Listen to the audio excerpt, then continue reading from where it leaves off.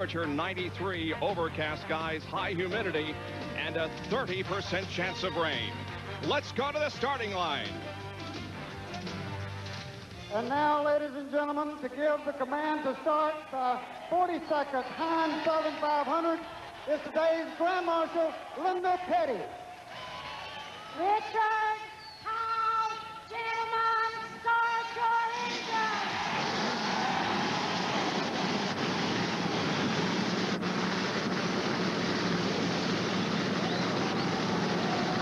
The field roars to life as we get set to continue a Labor Day weekend tradition that began back in 1950, the Southern 500. Good afternoon, everybody. I'm Bob Jenkins, and welcome to Darlington, race number 21 of the Winston Cup season. And the quest for the Cup standings show that Dale Earnhardt has only a 60-point edge on Ricky Rudd as we head into this event. But look at third, fourth, and fifth. They're separated by only 16 points, so there is pressure on Dale Earnhardt if he wants to win a fifth championship. There's also pressure on Davey Allison. He's won the pole. If he wins here today, he'll collect the race purse. He'll collect $114,000 in Unical bonus money, and he'll collect a $100,000 bonus from RJR Tobacco. Two other drivers are also eligible for that bonus, and for more on that, here's John Kernan.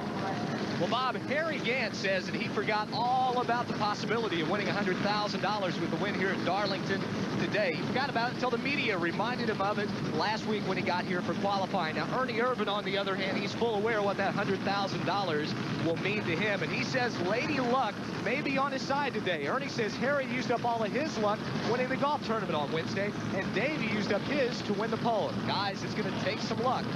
John, it takes a lot of luck to win on this racetrack. They've called it the Lady in Black, too tough to tame, and some names we can't say here on television. Benny, what does it take to win here? Patience. You just got to simply be patient for at least 400 miles and then try to win the race. Bob Jenkins talked about what kind of money Davey Allison can win. This is the Southern 500. What Davey wants is a trophy to sit on the mantle beside of his father, Bobby. Ned, you won the Southern 500. How would you like for Dale Jarrett to win this race and put his trophy up on the fireplace beside of yours? Oh, that would be very special, no question about it, Benny. Of course, I won it back in 1965. And another fellow who's in this field today, Larry Pearson. His dad, David Pearson, won it several times. David was inducted into the NMPA Hall of Fame here on Friday night, so I know that they would like that. Well, the last time that happened, Ralph Earnhardt was inducted in the Hall of Fame. The next day, his son, Dale Earnhardt, won the Southern 500. So Larry Pearson has got a lot of things going for him. There's one other son in the field that's never won the Southern 500. His dad has. More on that, here's Jerry Bunch. You're right, Benny. You know, it was 16 weeks ago that Kyle Petty was significantly injured in that massive 16-car pileup at Talladega. Now, Kyle Petty has undergone rather extensive rehabilitation, very painful rehabilitation at the Miller Orthopedic Clinic in Charlotte and by Andy Clausen at the Central University in Charleston, South Carolina. In and out of the whirlpool, but he's ready to race. He puts the helmet on. 10 days ago, he came here to Darlington and ran nearly 280 laps during the heat. Today, it is that heat that will pose a problem for Kyle Petty. Can he win it? I think he just might. You know, he comes from pretty good stock because his dad, King Richard, has won here 3 times. Bob? All right, Jerry, here's the Sears Die-Hard starting lineup for today's Southern 500. On the pole with a new event record of 162.506 miles an hour from Hueytown, Alabama, is Davey Allison. Bill Elliott starts second in the Coors Light Ford number 9. Starting in row number 2 on the inside from Kannapolis, North Carolina, Dale Earnhardt in the number 3 GM Goodwrench Chevrolet. Fourth starting position goes to the Budweiser Ford number 11, driven by Jeff Bodine from Chemung, New York. Starting 5th from Taylorsville, North Carolina, Harry Gant in the Skoal Bandit Oldsmobile car number 33. To his right will be Ernie Irvin in the Kodak Film Chevrolet car number 4, Ernie from Modesto, California. Starting in 7th position, inside of row number 4, Alan Kowicki from Greenfield, Wisconsin in the Hooters Ford car number 7. And then the Citgo Ford car number 21, driven by Dale Jarrett from Hickory, North Carolina. Starting in row number 5 is Ken Schrader and Mark Martin. The 6th row goes to Morgan Shepherd and Darrell Waltrip. Row number 7, Rusty Wallace and Dick Trickle. The 8th row consists of Sterling Marlin, and there's the starting position of Kyle Petty returning to action. The 9th row, Derek Cope, and second in points, Ricky Rudd. Row number 10, Larry Pearson, one of those sons that Ned and Benny were talking about, and Jimmy Spencer. The 11th row goes to rookie candidate Bobby Hamilton and Rick Wilson. Row number 12 is Terry Labonte and Rick Mast. The 13th row, there you find Lake Speed, who'll be carrying one of our in-car cameras, and Hut Strickland. And the 14th row is Brett Bodine and Chad Little. 15th row goes to Michael Waltrip and Richard Petty. Row number 16 is Ted Musgrave and Joe Ruttman. Greg Sachs and Jimmy Means will start in row number 17. Randy Baker, another son in the field, and Dave Marcus will start from row number 18.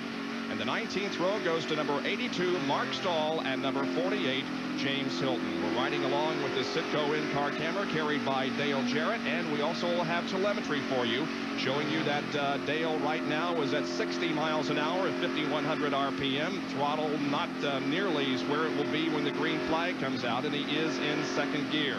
And when the brake comes on, we'll also be able to show you that. So telemetry riding this afternoon in the Southern 500 with Dale Jarrett. The track here at Darlington, South Carolina, the track too tough to tame. It's 1.336 miles. The pole speed was 162.5 at a time of 30.261 seconds. We'll go 367 laps. The field is separated by 3.5 seconds. The speed down the pit lanes will be 60 miles an hour here this afternoon, and there are pits on both the front stretch and the back stretch. You can see the tremendous crowd that has gathered here this afternoon to continue this Labor Day tradition. It began back in 1950 when Johnny Mance won the Southern 500. They've been doing it every year since. 38 cars are in the field for today's event as we get set for 367 laps of racing. Davey Allison is on the pole position and Bill Elliott is alongside. Ladies and gentlemen, welcome to the Southern 500. We're glad you could join us on this Sunday afternoon for Winston Cup racing, and the green flag is out.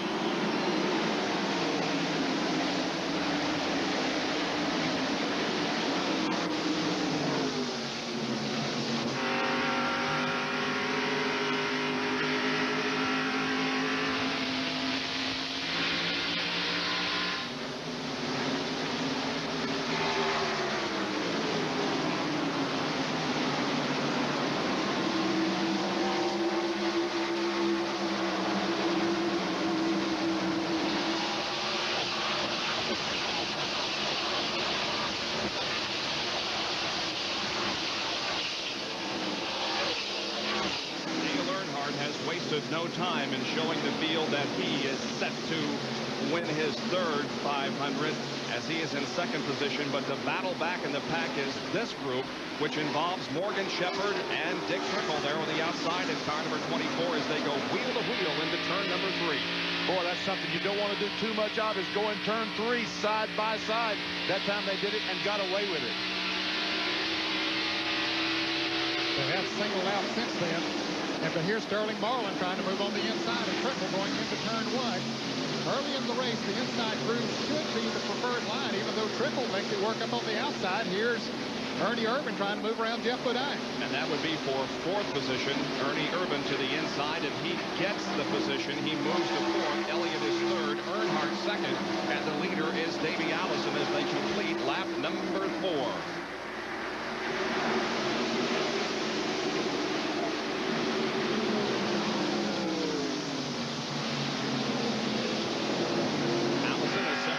From Dale Earnhardt by about 7 or 8 car lengths as we ride with Dale Jarrett, and there you can see his speed up to 160 miles an hour.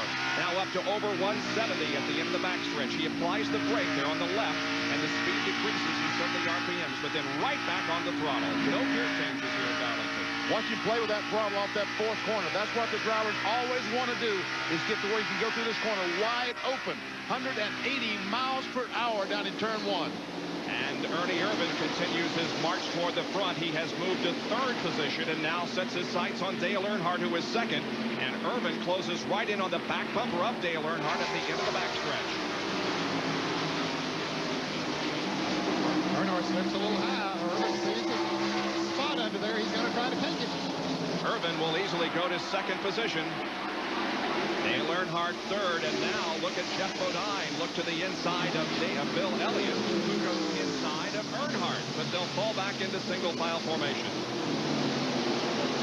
Earnhardt said, I lost that one spot. I don't want to lose another one. And he and Elliott almost touch as they come off that second corner. Meanwhile, Bodine wants that spot away from Elliott. Can't make the pass. Third, fourth, and fifth right here. Earnhardt, Elliott, Bodine.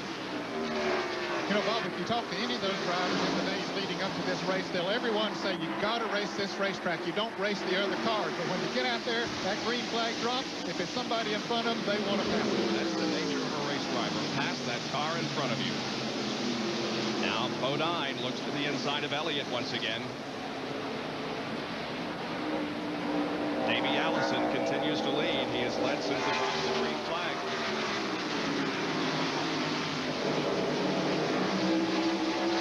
You ever see Larry Pearson? We talked about the young man whose father, David, was inducted in the Hall of Fame, getting passed by, that's Lake Speed and Michael Waltrip. Lake in the red 66, Michael Waltrip in the yellow 30.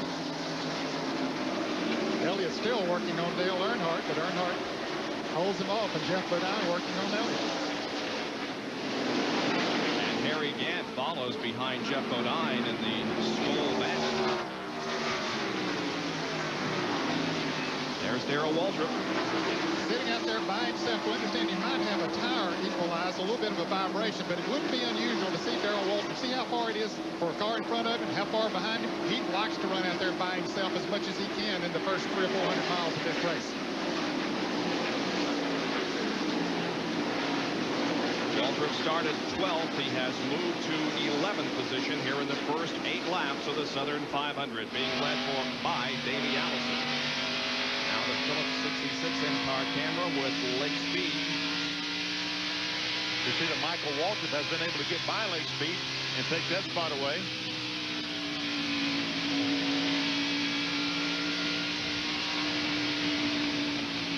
Lake Speed, a former winner here at Darlington. He won the Trans-South 500, the spring race back in 1988. Thanks for joining us for the Southern 500 here live on ESPN. Halfway Point receives $10,000 from Right Guard Gillette. A lot of action on the track here in the early going as now Bill Elliott loses a couple of spots. Yeah, Jeff Bodine got behind the last lap, then Harry Gant went around, and here goes Alan Kowicki and Mark Martin. So Bill Elliott has dropped from third back to, what, about 7th or 8th. And the 21 car of Dale Jarrett is looking at that group that you just mentioned from the Citgo in-car camera. We take a look coming down the front stretch now. The telemetry once again. He reached about 177 or so that time. 178. He slowed down just a little bit. 2 laps ago or 3 laps ago, it's 180. So already the car is starting to slow down just a little bit. And here comes Schrader, the Kodiak Chevrolet, on the inside of Dale Jarrett and takes that spot away. That's 9th position. Schrader goes to 9th and Dale Jarrett back to 10th. So we can see Dale playing with the throttle. As I talked about a moment ago, when they get these cars to run wide open through 3 and 4, that's when they're really hauling the mail. The 17 car of Darrell Waltrip is obviously having problems. They are passing him at will, and now a pass for the lead as Ernie Irvin asserts himself. Coming out of turn number 2, running side by side with Davey Allison down the backstretch, but Irvin gets the measure and goes to the front. It looks like Ernie has things going his way. Here comes Davey back on the inside and takes the spot away. Now Ernie will drive again, right? And now Earnhardt has got up there in the picture, too. I'll tell you, that happens so many times. They go into turn 3 to pass somebody, go in there a little bit high. The other car goes in nice and straight, slows down, and is able to pull right back around it. Earnhardt looking to the inside of Ernie Irvin there in the second turn, but Ernie will pull away from Dale just a little bit, and we'll take a look at the lead once again. Oh, he has to drop back off the throttle there going into 3. Yeah, he wasn't far enough alongside that time. Now he slips high, and Earnhardt's going to go in. And he's got it. Earnhardt second. Well, that's where Ernie was past Earnhardt, so Earnhardt says, okay, I'm going to give it right back to you. He worked so hard to get up there and pass Davey Allison and just went in there a little bit too fast as Ken Schrader makes a move on Bill Elliott. Elliott's car apparently not working too good. A number of cars have already passed him, and here he's getting passed again. Dale Jarrett looks in there as well. This is 8th, 9th, and 10th. Schrader picks up 8th position. Elliott 9th. Now Dale Jarrett goes inside of Bill Elliott. And Jarrett has 9th place.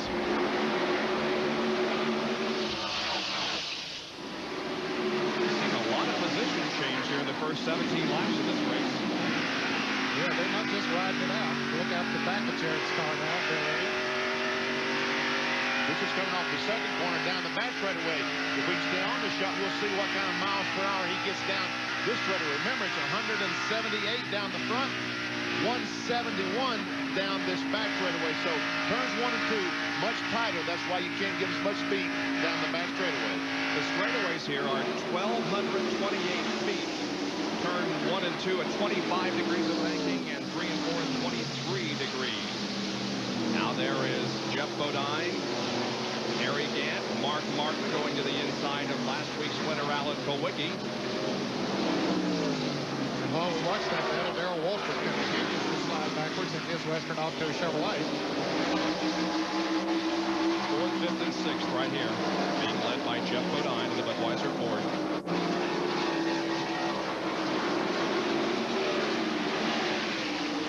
Harry Gant, no stranger to Darlington International Raceway, a 3-time winner, won the Southern 500 back in '84.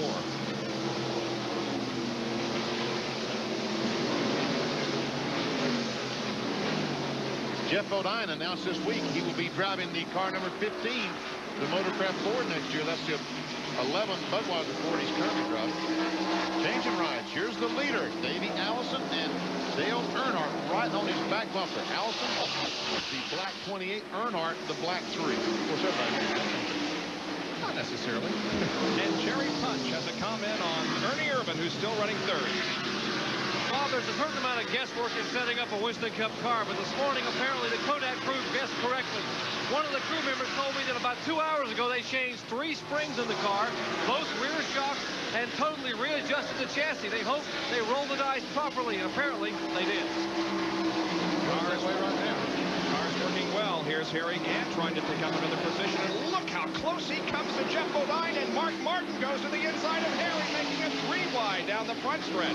Well, that move's going to cost Harry Gant at least 2 positions. He thought he was going to pick up a position, but instead he got passed by both Mark Martin and Alan Kulwicki. Boy, don't take much of a slip, does it? Man, oh man, they are really racing hard this early on in the race. I'm surprised we're only 20 laps into the race, and these guys are battling like it's the last 100 miles. Here comes Kenny Schrader back up in the back of that pack. He's about to catch Harry Gant.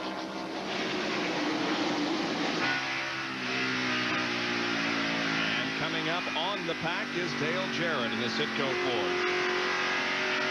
Now it's interesting to watch the throttle response there in the corners, just feathering it until he gets about midway through the second corner and then flooring it. Here's Mark Martin flooring it down the backstretch. He passes Jeff Bodine. Watch Alan Kulwicki now and Harry Gant. Jeff Bodine starting to come back on the inside. Mark Martin realized that. He moved down the hill just a little bit to block that move by Bodine. Mark Martin is now 4th, Bodine 5th. Again, Dale Jarrett closing in on the back bumper of Ken Schrader and Harry Gant up ahead. Well, Schrader down on the bottom of the racetrack, going by Harry Gant with ease. Now Dale Jarrett pulls up on the inside and says bye-bye, Harry. Yeah, he passed him with ease. Boy, Harry was there trying to take over, what, 4th there a moment ago? And now he's all the way back to 9th. It looked like Ned, when he slipped a little bit ago and got those rear tires hot, that he's having trouble getting the tires to come back and get the grip they were before that. This is Dale Jarrett's bumper cam as we look back. Of course, not only is it interesting to see the top speed that he achieves at the end of the straightaway, but how much he slows down in the tournament. I think I've seen something in the 120s. We saw 7,800 RPMs that time. That's the slowest straightaway, so he's probably turning 8,000 down the front straightaway. Here's the Phillips 66 in-car camera being carried by Lake Speed as he is behind Bobby Hamilton, who now is tied in Winston Cup points with Ted Musgrave For the Rookie of the Year battle. Hamilton was the second-round fastest qualifier. Had an awfully good qualifying run here on Friday when the temperature was very, very high. They're running 21st and 22nd.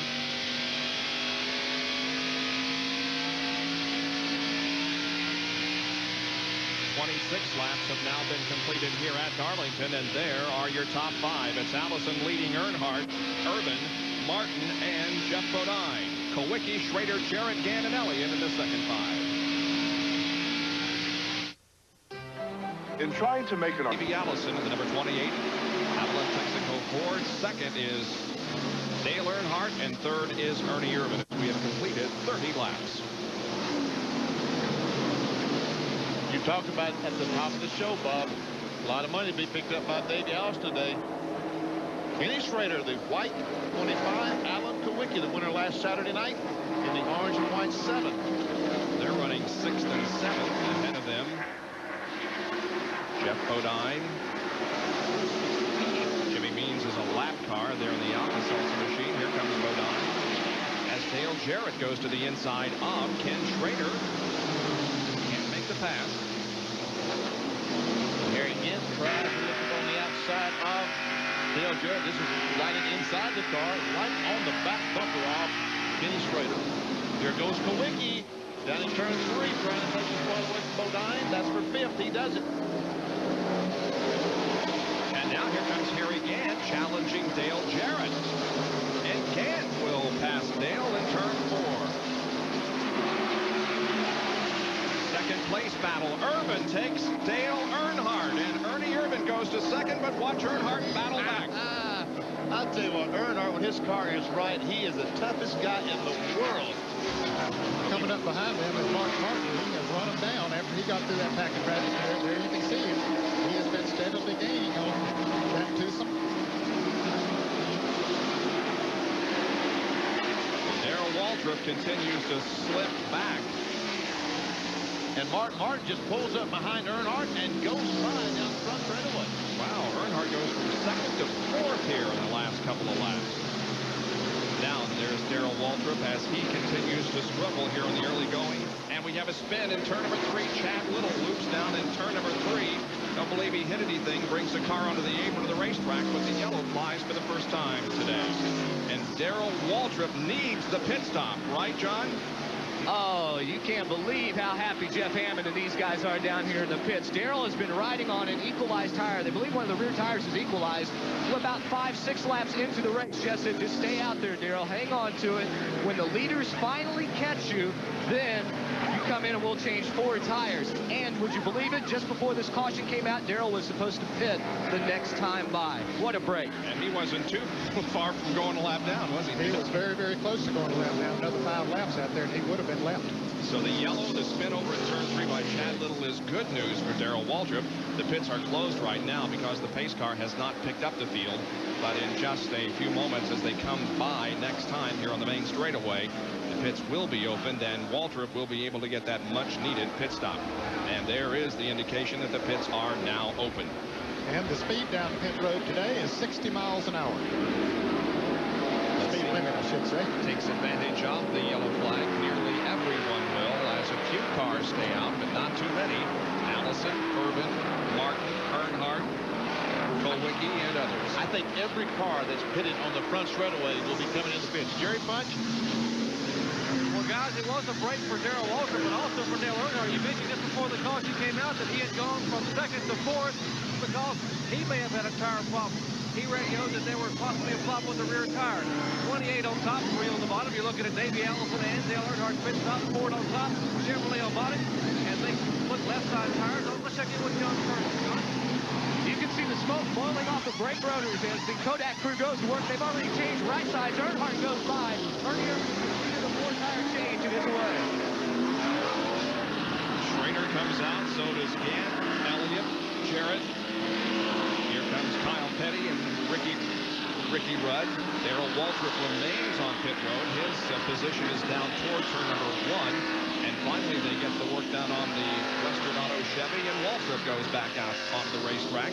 Blake Speed, meanwhile, is pitted on the back stretch, and you can see while the activity ceases here on the main straightaway, it picks up on the back stretch. That's Rick Mast there in the school car, Richard Petty behind Michael Waltrip, and there is the contrast between back stretch and front stretch, as there is virtually no one pitted now here on the main straightaway. Joe Ruttman moves away, and there goes Rick Mast. Richard Petty still getting some service done on his car. Dave Marcus moving away. Now Petty finally goes out of the pits. Under our first caution of the afternoon here at Darlington for a spin over in turn 3 involving Chad Little. Back with more in just a moment. Pushed a lot of track position because of the second stop. And the second stop was to take a rubber out of the spring. We think that's what it was. Is that it, Jerry? Actually, Ned, it was to put a rubber in the right front. The right front is just too soft on the car number 9, the Coors Light Ford. The car is not handling well at all. Bill has complained about the ill handling situation of the car.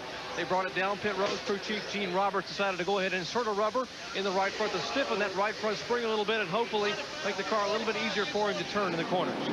Drop all the way back to 31st position for this restart, which is just about to happen as Doyle Ford looks him over. He waves the green flag, and we are back to racing on lap number 38 with Dale Earnhardt in command.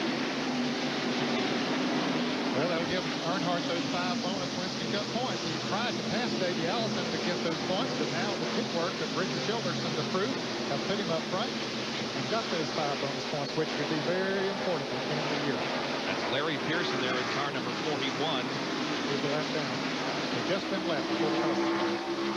Mark Martin and Davey Allison are close behind Earnhardt.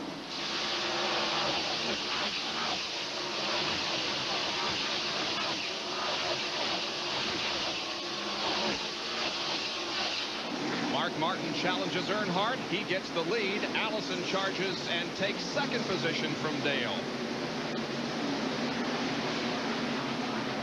Now Allison and Earnhardt are wheel to wheel, and Earnhardt gets second position back. That high groove, they're able to get that momentum off the corner, and the guys on the outside able to maintain down the straightaway. Now we see Earnhardt move over and let Davey go by on the outside. Well, he led, got him 5 bonus points, and he knows patience is the key here. Jerry Punch? That's exactly right, Ned. Their strategy is to let them race early. Is if they want to race and run their tires into the ground, let them go. Richard Childers said our strategy is we learned from testing down here.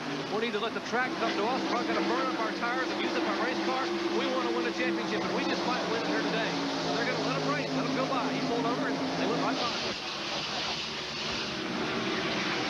Well, as you guys have told us that have never driven in this race, that winning the Southern 500 can often give you a psychological advantage for the last 8 or so races of the year. And if Earnhardt can win this race and add to his points lead, he has a very good psychological advantage. For 19 years, I was involved in the Winston Cup point battle, and I felt like when I got to the Southern 500 and was in the top 5, I had a chance to win that thing. But until then, I forgot all about the championship. And it was absolutely the thing that propelled me to the championship in 1965. Coming in here in the real as we watched Dale Jarrett, his telemetry is to go down to 8,000 RPMs he got up to that time. But coming in here, Dick Hutchinson and I were in a real tight point battle. I won the race. Hutch had problems, and it just set me up to go and win the championship. Here's Jeff Bodine picking up a position on Dale Earnhardt. So indeed, he's employing his strategy. He's dropping low now and giving the high groove to Alan Kowicki. Well, he gave the high groove, yeah. But he also took off in that low groove. Now he moves down to the inside. That's the way he goes.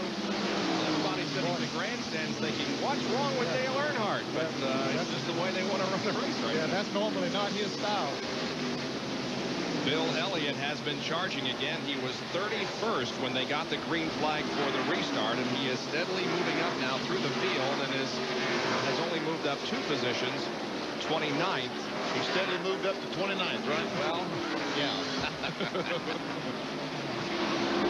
First 3 cars running right together on the racetrack. Martin, Allison, and Irvin. 2 of these 3 eligible for the $100,000 bonus. Now, we really haven't explained that bonus, but that's the one that allowed Bill Elliott to walk out of here in 1985 with $1 million. You win 3 of the 4 so-called Big 4 races, and you get $1 million. You win 2, and you get $100,000. Davey Allison, the pole sitter, is back in front.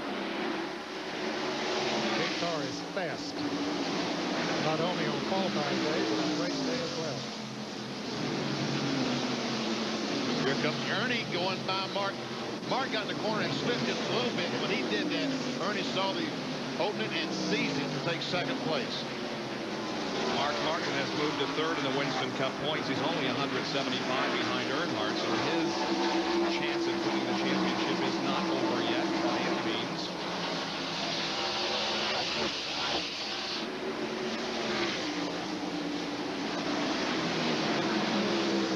And there is Ricky Rudd, who of course is second in Winston Cup points. He runs 17th at the moment. And he's exactly where he doesn't want to be. He's in heavy traffic, cars all around him. There we see Kyle Petty in his first race back in front of Morgan Shepherd, Derek Cope, the Purelator Chevrolet. Rick Wilson back there in car 8. Ricky Rudd just doesn't want to be all around this traffic because if something happens in front of him, he's in the wreck. Just no dodging. No dodging the crashes, I should say. Terry Labonte leading this group of cars down the main straightaway.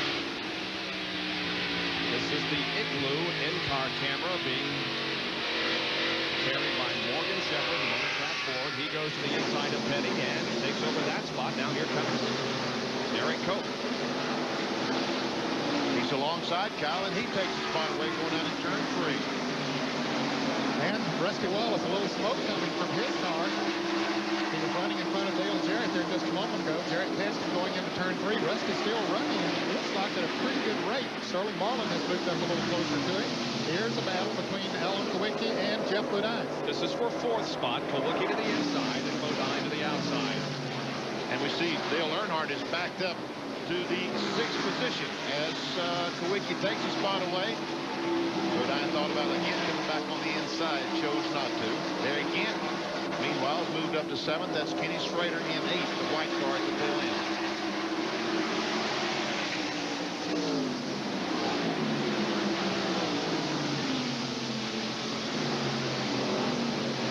Those in the Rusty Wallace pit are saying we don't know what this smoke is all about on Rusty's car. You remember Rusty finished last weekend at Bristol International Raceway in that event, so he's trying to improve on that situation.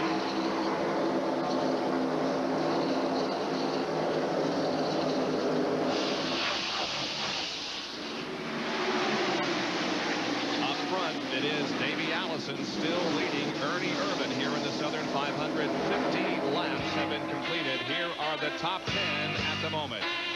We are live on ESPN Speed World. Bid for the lead, but backs off. Davey Allison, number 28, leads the race at the moment. 53 laps completed. Irvin running second.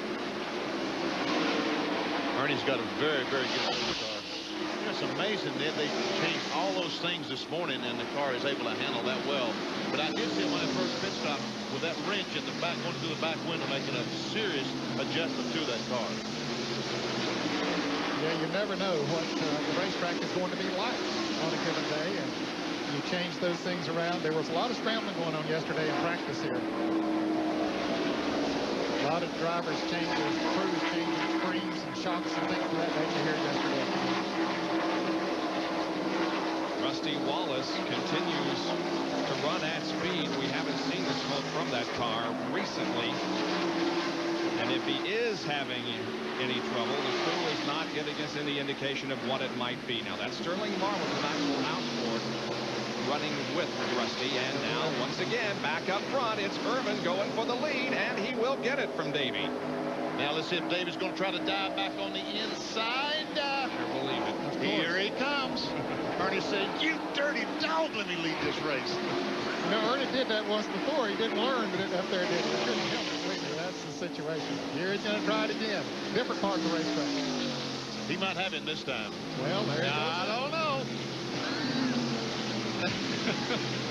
I can't imagine guys having fun doing this at 170 miles an hour, but I guess it is. It is a lot of fun, man.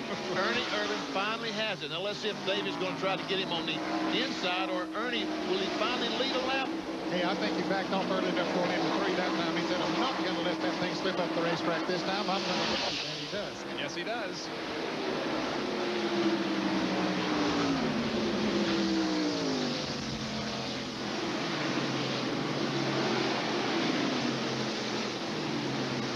Davis not going to let him rest.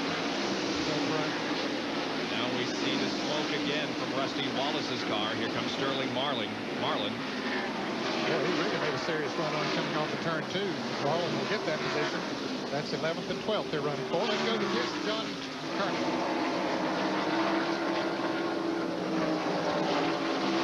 Talking with Eddie Dickerson, Rusty Wallace's crew chief, they put their heads together down here. They weren't quite sure what it might be, and now they've come up with what they think could be the problem. Said they have overfilled. We understand that Rusty's just now been given the black flag. They may have overfilled the transmission fluid. They're hoping that maybe some of that might have spilled out on the header pipes, but Rusty's being black flagged, and we may know more about the situation in just a few laps. Rusty, of course, will have to come in and get the car checked over. Ford needs to do that too in the green flag conditions because he knows he's going to lose at least a lap, and that's tough to make up here. Especially when you're running in the top 15 as he is. And once again, the flag is shown to Rusty as he crosses the line.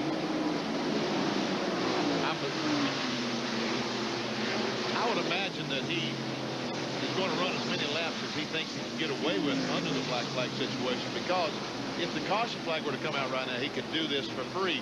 As Ned said, as it is right now, he stops. He's going to lose a lap. There's no doubt about it. Well, they will stop scoring him if they have given a black flag to him for what they believe to be an adequate amount of time. But no, he does heed the black flag. Or does he? No. He got off the banking, came down on the apron, looked like he was coming in. He decided not to. He stays out. And he didn't get the black flag that time. No, he didn't. In fact, the flagman was motioning his head okay. Let's go back to Houston John Kernan. What's going on? Well, Eddie Dickerson is now in consultation with a NASCAR official. He told them about the possibility of overfilling the transmission, and it might be something as simple as the transmission fluid may have leaked out on the header pipes. And I think they may have bought that excuse for right now because they told Eddie to let Rusty know to go ahead and stay out. And as you said, he'd let him know just before he was going to make his entrance onto pit road. So the NASCAR officials have apparently told Rusty to stay out there, and so he does. He dropped back several positions, but he's back in the line right now. I don't think I've ever seen that. I haven't either. I don't think I've ever seen a black flag situation reverse like that. So what a break for Rusty. Well, but it's fair. I mean, you know, if they got a situation that's not harmful to the other drivers out there, certainly it's the first time you see smoke, you think that it's maybe putting oil on the track, and it is a detriment to the other drivers. But once it was explained to them where it's coming from, then that probably is not harming anybody else, at least not for the present time, and I think it was fair, and that's not a good that way. I agree there that we're looking at the Darrell Waltrip. His car running a little bit better now. This is inside the Phillips 66 car driven by Lake Speed.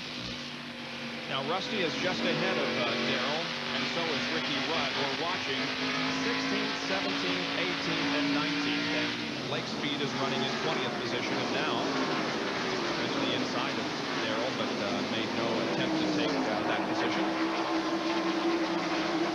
Now Lake does pass Darrell Waltrip, and here comes Kyle Petty. Ooh, Kyle was down on the apron of the racetrack.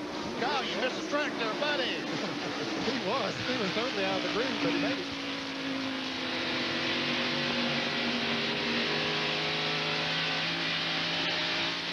You see Kyle down the bottom of the racetrack, but coming off 4, he got a little bit too far on the bottom. Kyle Petty runs in 21st position. They came down and did all that testing to see if his leg was going to be okay, Benny. Maybe he tried a new fly there. I don't think. Well, he's still down there. He's awfully low coming off of that turn. As you watch Kyle Petty, he qualified 16th. It's been 16 weeks since he was out. I said Friday or Thursday, I told Felix it's an omen. And it was an omen. Friday afternoon, Felix Sabatas crashed his helicopter on the 16th fairway of the Grandfather Country Club. Boy, you can laugh about that because nobody was injured in that helicopter crash, but man, what a way to... He said, I thought about you when I found out it was a 16th fairway. Man. Back up front, it is still a battle between Ernie Irvin in car number 4 and Davey Allison in number 28. 65 laps out of 367. That will make up the 42nd annual Southern 500. All you have to do is register, and then if you know who is leading at the halfway point and they call you back, you will win a Pontiac Grand Prix SE. The leader of the race at the halfway point picks up $10,000 from the White Card Halfway Challenge. We are yellow, and we assume it's because of Rusty Wallace, who was showing a lot of smoke that time. Yeah, it looks like it was more than a transmission blowing out some oil, because the car's still running okay, but but he let out a big plume of smoke down in turn 1. And we could see the smoke coming out behind the car, but the car still seems to be running. Yeah. So evidently he's blown a line off or something. Or a seal or something. Maybe out of the transmission. It's going to take some work in the pits to fix it. That's for doggone sure. You're Ernie Irvan behind the pace car. He's heading for the pits. They have to get down below 60 miles an hour. That is the speed limit coming in and out of the pits here at Darlington. They also can't pass the pace car. As he goes by on the racetrack, they must stay behind him. That's what happened. They almost passed him. Irvan, Allison, Earnhardt, Kowicki, Martin. Everybody is in. Jerry punches there. And Davey Allison on the bottom of your screen. Ernie Irvan's Kodak Chevrolet on the top. So it's Chevrolet at top, forward, bottom. They now go to the left side of Davey Allison's car, changing right side tires. Similar to the left side of Ernie Irvan's car as they were changed, all 4 tires there. Tires went on the left side there, and now they're getting ready to drop Allison off the jack. He is down the way. A lot of trouble on the front there on Irvan's car. Kodak Chevrolet. Just now finishing up the left side of Irvan's car. He is now down and away. And while I got it, guys, I might want to mention that Bill Elliott is in the pits, but he has more problems than you might realize. He has now lost a cylinder on his car and is down on 7 cylinders. Yeah, he didn't move up too fast from that 31st position that he had on the last restart. He went up to 28th and then lost the cylinder. Busy pits on the backstretch. Look at this as the pits here on the front straightaway again have become quiet. But a lot of activity, and Kyle Petty had the hood off on his mellow yellow Pontiac. But he goes back out onto the racetrack. And we are under our second caution of the day. This one to check the racetrack because of smoke seen from the Rusty Wallace car. Thanks for joining us here at Darlington, South Carolina for the 42nd annual Heinz Southern 500. Back in a moment. The 41st Southern 500 took the green flag with Dale Earnhardt on the pole, looking for his second straight race win and $30,400 in Unocal bonus money. Bill Elliott, the other member of the front row, challenged Dale. Bill, a 3-time winner at Darlington in 1985, won $1 million bonus from R.J. Reynolds. Elliott would finish 4th today. Kyle Petty carried an in-car camera and was right behind a spinning Mark Martin and Alan Kowicki. Alan recovered to finish 3rd. Martin's tough day continued as he was involved in another spin. The Winston Cup point leader's edge on Earnhardt would slip to 26. He was able to only muster a 6th place finish. Earnhardt, meanwhile, dominated the race. It was his second straight Southern 500 win, 3rd in a row at Darlington, and 7th career victory at the track they call Too Tough to Tame. It was a big payday for Dale also. The race purse, a $100,000 bonus, and the Unocal bonus money. The Kannapolis, North Carolina driver was well on his way to a 4th Winston Cup title. And Dale Earnhardt has become back live. The green has just come out, and Earnhardt has taken the lead. Davey Allison charges up into 2nd position. Bobby Hamilton let him down as the green came out, and he slips back now. Earnhardt goes back in command. Richard Childress and the crew, Ned, are doing a super job today. Earnhardt went in running about 4th or 5th, came out leading as he did the last time. Well, I tell you, we've seen that so many times. That pit crew means a lot when you're trying to win championship. Bobby Hamilton getting past there. Harry Gant comes around. So does Jeff Bodine and Ernie Irvan. And Ernie Irvan was the loser in that pit stop. They had some trouble on the right front, as Jerry Munch told you, and he went from leading back to the 7th position. And we also might mention that Ken Schrader, who was running up in the top 10, made an extra pit stop, and he has fallen back to near the tail of the field. Yeah, he came back in and changed all 4 tires again. For some reason, he must not have liked the feel of those. Maybe had a little vibration or something as a caution. So Schrader is back at the back of the pack trying to come up through. 3rd, 4th, 5th, and 6th here. And Earnhardt once again just moves over down the back straightaway and says, hey, Davey, if you want to run that hard, be my guest. It's all yours. It's amazing, isn't it? Yeah, for Dale Earnhardt to do that way, but it's smart. And Allison, of course, doesn't argue. He goes into the lead. Battle for 3rd between Martin and Gant now.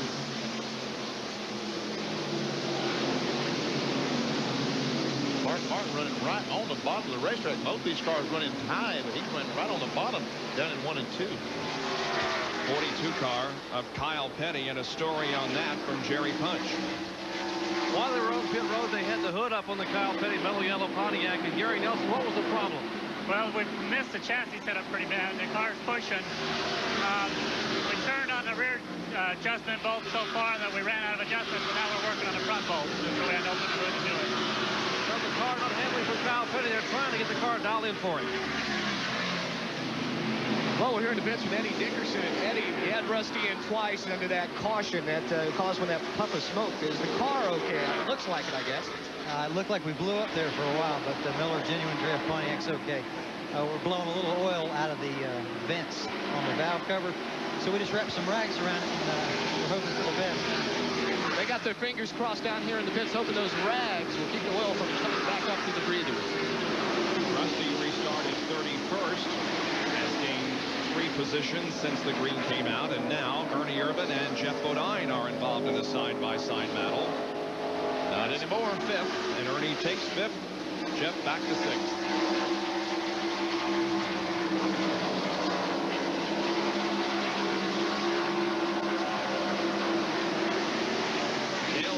Meanwhile, is running pretty much by himself out there, and we'll bring in our telemetry here and show you. Now he sneaks up on Larry Pearson.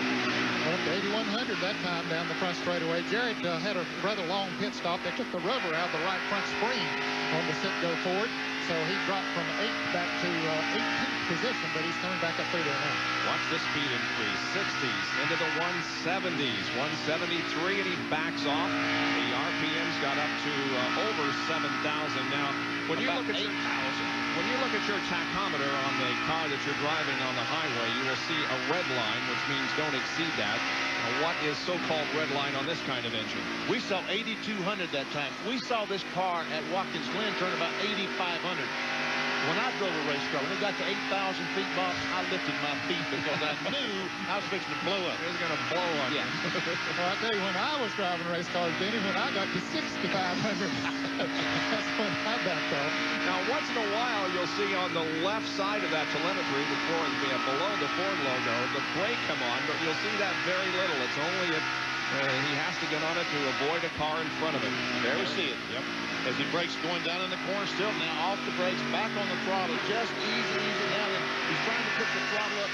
And you can see where he has to really play with the throttle as he passes the max allowance 4 of Sterling Marlin. Taking that spring up, that right front seemed to help him. He has moved to an 11th. Dale Jarrett. He was 18th when he came in the green flag where he waved. So the throttle line goes all, and it's bouncing. It's not quite getting full throttle. Well, that's because of the roughness here on the pavement is not smooth, and he thinks he's holding it wide open. Here's Ernie Irvin passing Harry Gant. That's for 4th position. Ernie is definitely on the move. 3rd is Martin, 2nd Earnhardt, and the leader is Davey Allison.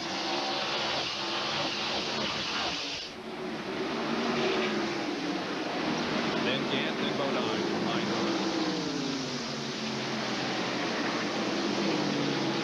Things settling down here to a nice pace. Nobody really racing now like they were in the first 40 or so laps of this race. 83 circuits have been completed. The lead continues to be held by Davey Allison at Darlington, the track too tough to tame. 3rd time this afternoon, the yellow coming out on lap number 85. It's been out for 1 full lap because of debris. And Jerry Punch is there where Bill Elliott has come in again. They keep trying to dial in this Coors Light Ford of Bill Elliott here. They changed right side, and now they will change left side tires. Remember, they'd come in a little while ago and inserted the rubber in the right front to try to stiffen the right front, and now they have the right front tire off as a crew working up there. They have already taken the left side lug nuts off, so they're going to have to hustle because they still have to come around and change left side tires once they drop the jack on the right side of the car. Now the hood is back up on Kyle Petty's car, and you heard Gary Nelson mention they were going to try to make some adjustments in the right front of the car to get the car to handle better. They had used all the wedge bolts they could use in the rear of that mellow yellow Pontiac, and now the hood is down and he is away, and they put the left side tires back on Bill Elliott's Ford, and he indeed begins to pull away. Terry, it looked like they might have taken a half rubber out of that thing, the right front spring on Bill Elliott's car that time. They put one in, and it looked like they took one out. So under caution because of debris on the racetrack here at Darlington with 87 laps completed. Davey Allison still leads. Car camera, one of 3 that we have operating today here at the Heinz Southern 500 at Darlington. Tonight at 7 o'clock Eastern Time, the fastest hour in football. NFL prime time here on ESPN as we get a chance to wrap up everything that happened today in the first Sunday of the NFL season with Chris Berman, Tom Jackson, and Robin Roberts. NFL prime time tonight at 7 o'clock Eastern on ESPN. Next time around, they'll be getting the green flag. We'll get underway once again. It's Allison, Earnhardt, Martin, Irvin, and Gant, the top 5. Crowd still on its feet, hasn't sit down yet since the green flag dropped almost an hour ago. And the green is out for the 3rd time this afternoon on a restart. And here we go back to racing. We see the 8. Looks like the 8 car had some trouble on the start of the race, and some cars had to move out and go around him.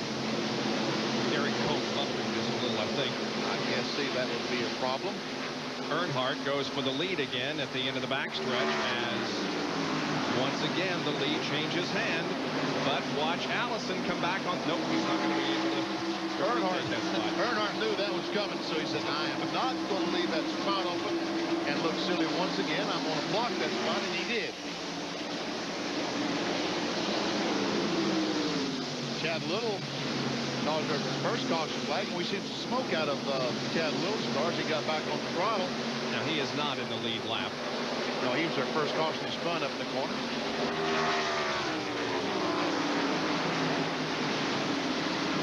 Look how close the all-time battle is. Ford, of course, because of their dominance in the early part of NASCAR racing, has the lead overall, but Chevy is sneaking up on that total of 380. They won't, of course, do it this year, but they could next year.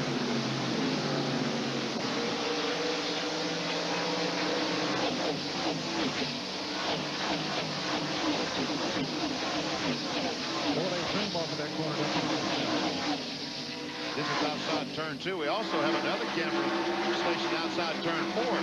And as we'll switch bit, watch them, and here they come.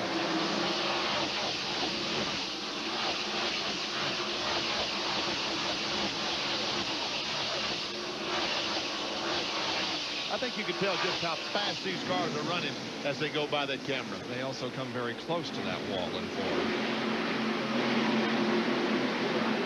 Earnhardt continuing to lead Davey Allison. What's Earnhardt saying, Ned? Hey, you guys are not running fast enough. I think I'll just run off and hide from you. What do you think? I would say that he's thinking, well, as long as I can lead comfortably, I'm going to do it. And apparently he was able to take the lead there. But if David gets up there pushing him, I'll bet he'll move over and let him go again.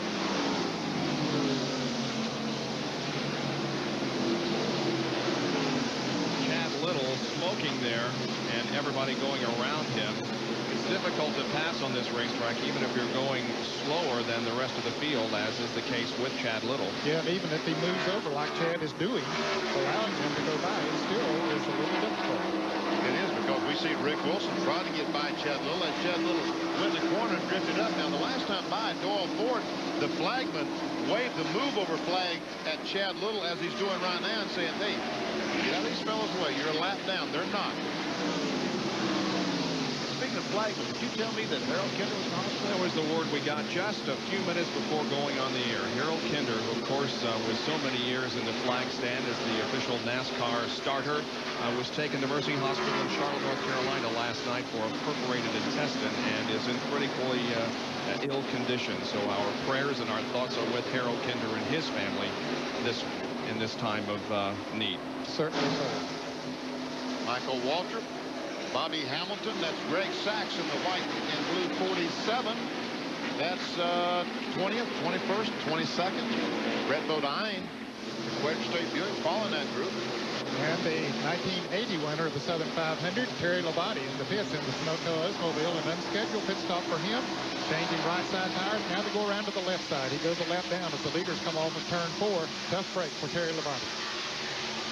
The Billy Hagan-owned car sits on pit road as the field streaks by on the straightaway, and now they have the work completed, and Labonte goes back out onto the racetrack, but a costly pit stop for Terry. I would think that their thinking is that we're going to get lapped if we change 2 tires. We might as well change 4 and lose a lap and a half and have a better chance of running better for an extended period. Yep. Good thinking.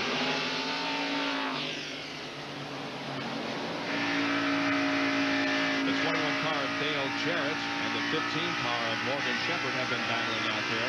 And Jarrett just went around Shepherd going into turn 3. Took over that position. Jarrett is strong. He's up to 8th. Morgan Shepherd is 9th. And Morgan Shepherd is getting a good look at the car he's going to be driving next year, because it was announced he will drive the 21 car. Let's just listen and watch the telemetry here.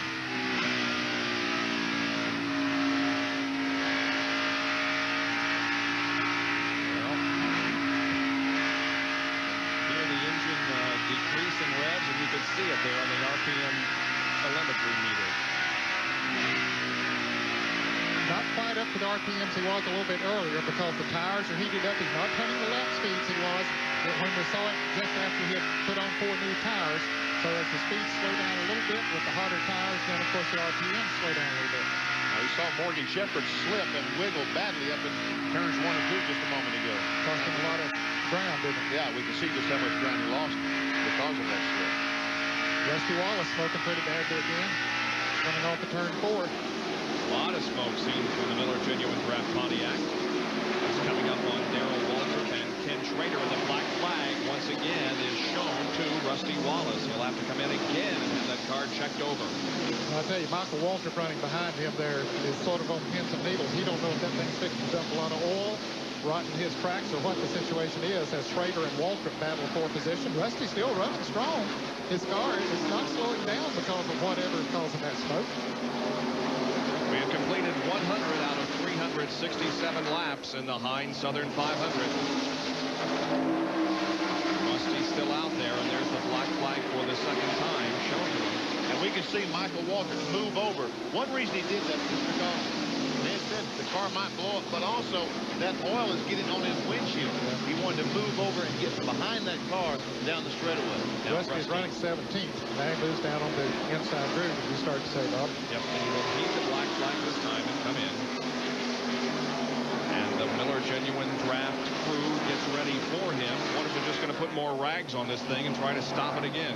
John, what's the situation? Well, they've got the rags and the tie wraps sitting out here on the pits. It looks like they're going to change tires first, take on 4 tires, then they will go under the hood, and they've got some more rags and tie wraps waiting, and that apparently is what the Miller Genuine Draft crew will do as Rusty brings the Pontiac to a stop here in the pits. They will go to work. He shuts off the engine right now. They might as well go ahead and change tires because it's going to take them a little while to get under the hood, and they're going to lose some laps effectively going out of contention.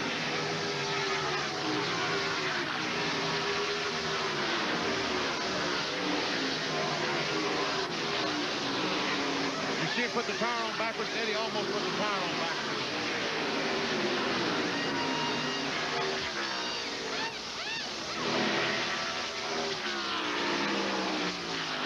NASCAR officials watch closely as they try to get this oil leak repaired.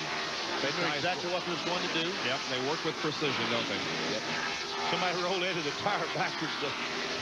When he threw it up there, he realized it would not go on that way. Hood goes down. Rusty patiently waiting. He's lost 2 laps. No, he's not patient. He's waiting. There he goes. And the leaders now, Dale Earnhardt is coming off from turn 4. Rusty might get out and stay in front of Earnhardt to keep from going another lap down. So Dale Earnhardt continues to lead this race. We'll take a look at the top 20 as Davey Allison is in second position by about 2 or 3 car lengths. 104 of the 367 laps that will make up this race have been completed on an overcast day in South Carolina. Live coverage here on ESPN Speed World of the Heinz Southern 500. We'll be back in just a moment. Move back to the front of the Heinz Southern 500. Earnhardt is second, followed by Mark Martin, Harry Gant, and Ernie Irvan. It's been basically a battle here in the first 108 laps between Allison and Earnhardt. First one will lead, then the other. And there are 29 cars on the lead lap. And the 26 car, Brett Bodine, is getting the black flag, Bob. The window net has come loose on his Quaker State Buick. So he'll be going into the pits on the backstretch. Tough break. Tough break for Brett Bodine. The window net coming loose. Let's see if he does anything else. He probably should. They run a while on his tires while he's in there. Probably go ahead and change tires. Maybe. That's right. Most cars show the on this last caution flag, so we'll have to see. No. They're not changing tires. They're just putting the net up. Well, the owner of this car, Kenny Bernstein, is often here at a Winston Cup race, but not this weekend. He's got business of his own at the U.S. Nationals in Indianapolis going on this weekend. And now the 10 car of Derek Cope has come in here on the front pits. They've got the right side up on that. Jerry, what's the problem with Derek Cope? Last time by, Bob, he tapped the wall twice coming out of turn 4. I'm not sure whether he may have had a tire going down. They're trying to pull some of the sheet metal away from the right rear and change the right side tires. He is down and away, but he has lost a lot of time under the green flag. Look how sandblasted the nose of that car is, because he's been back running about 10th or 12th behind cars this whole race, and just in 100 miles he's knocked all the paint off the nose of that car. And that's a tough break, because Derek Cope had a good run going. Yeah, it is. He was running in 13th position. Well, let's check on our in-car cameras. The Phillips 66 in-car camera carried by Lake Speed. He is currently shown 23rd on the lead lap. How about Morgan Shepherd in the Igloo in-car camera? He's 9th. Got some clean racetrack ahead of him. If we could see right around that car right around in front of Morgan is the 21 car. Our next in-car camera, the sit car camera, he's running 8th. Sitco camera. And he's trying to take some move. Yeah. That's Alan Kulwicki ahead in the Hooters Ford.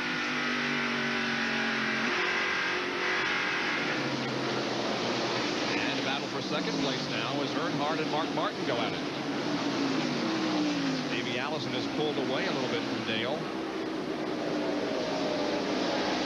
Well, let's go down to John Kernan, who can explain more about this Rusty Wallace problem that has emerged.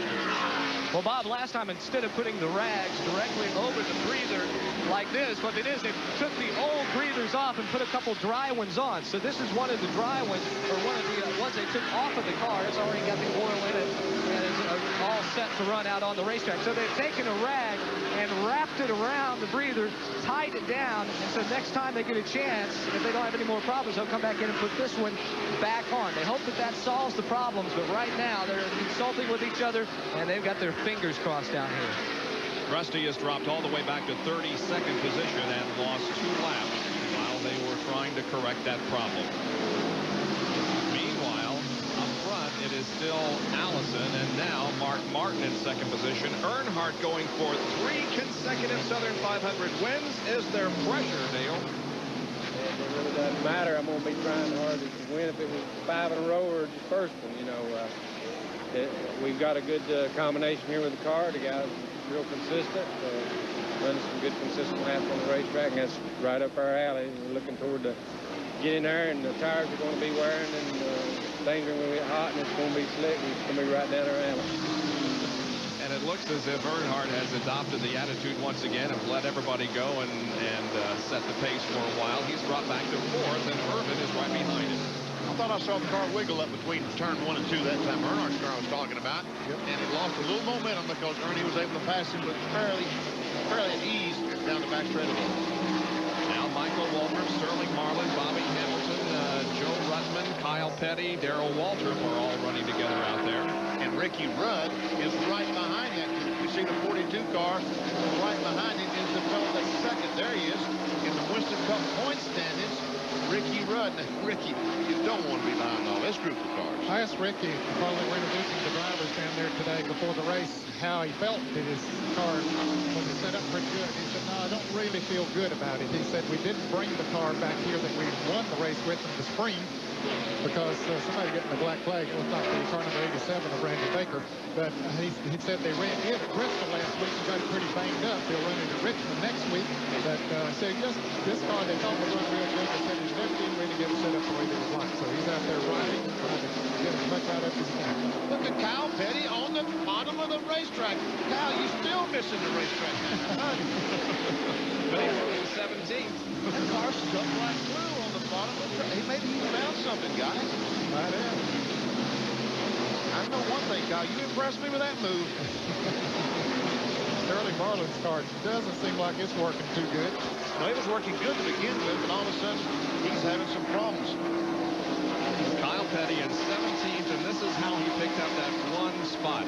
Watch him go way down low. The white line is the racetrack. I mean, above that's the racetrack, not below it, I thought. Well, maybe those laps that he ran here a week and a half ago to see if he was fit to drive, maybe he did learn something, because he's using an unorthodox line in there at turn 4. Maybe that's why I never won the Southern 500. I couldn't remember what a racetrack was.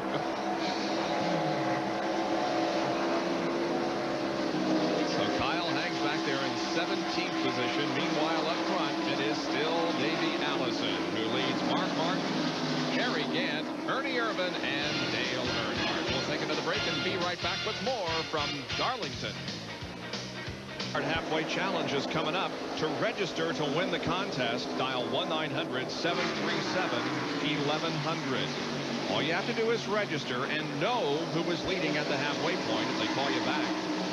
And you tell them who was leading at the halfway point, you will win a brand new Pontiac Grand Prix SE. And of course, the driver who is leading at the halfway point will earn $10,000. The halfway point is 184, and we have completed 123. So get your dialing fingers ready. Now, that black car there in the middle of your screen, of course, is Dale Earnhardt, who has fallen back to 6th position. And the question becomes, is there a problem with the car? Are the tires just getting wore out? Or is he employing his strategy that he talked about earlier? I don't think he wants to go back that far, Ned. He's a half straightaway behind our leader, Davey Allison, right now. Yeah, it's the car. We've seen it slip a few times, especially in turns 1 and 2. So might be getting a little bit loose. He's been out there a long time on this set of tires. In fact, he's been out there about 54 laps. This is the longest green flag run that we've seen. So here comes Kwiatkowski on the inside of Earnhardt. Has position and takes the spot away. Once again, I think Earnhardt slipped up in 1 and 2, lost his momentum after he came off the corner, and that allowed Kwiatkowski to go by. He's back to 7th. Speaking of seeing Kyle Petty, I don't know whether he's slipping or not, but he's outside the traditional groove here at Darlington in turn number 4. Let's go down to Jerry Punches with Gary Nelson. Gary, we're seeing Kyle take a rather unusual line on the racetrack. He's all the way to the inside. What gives? Well, the car's still pushing pretty bad. We've made a lot of improvements on it, and he said that if he drives down on the flat part of the track and frees it up a little bit, but he's really working hard to keep up with the leader. We're at least running even with the leaders now, but we're not going to be happy until we get up front. Well, that's the real reason. A minute ago, I asked one of the crew members, he said, well, maybe Kyle has been driving on the beach so much the last month and a half at Charleston, maybe he thinks the tide's coming in. Kyle Petty 16th at the moment, and there he was running really low down there in turn number 4. There is Davey Allison, who is leading the race. We're about 8 laps away from when we anticipate pit stops beginning, so we're going to take another break from the action and be back to catch all the activity in the pit area here at the Southern 500. Of 367 laps completed here at Darlington. The top 5 are Davey Allison, Mark Martin, Harry Gant, Ernie Irvin, and Jeff Bodine. Our Speed World coverage. Come off the wall, go around, and go to work on the right side.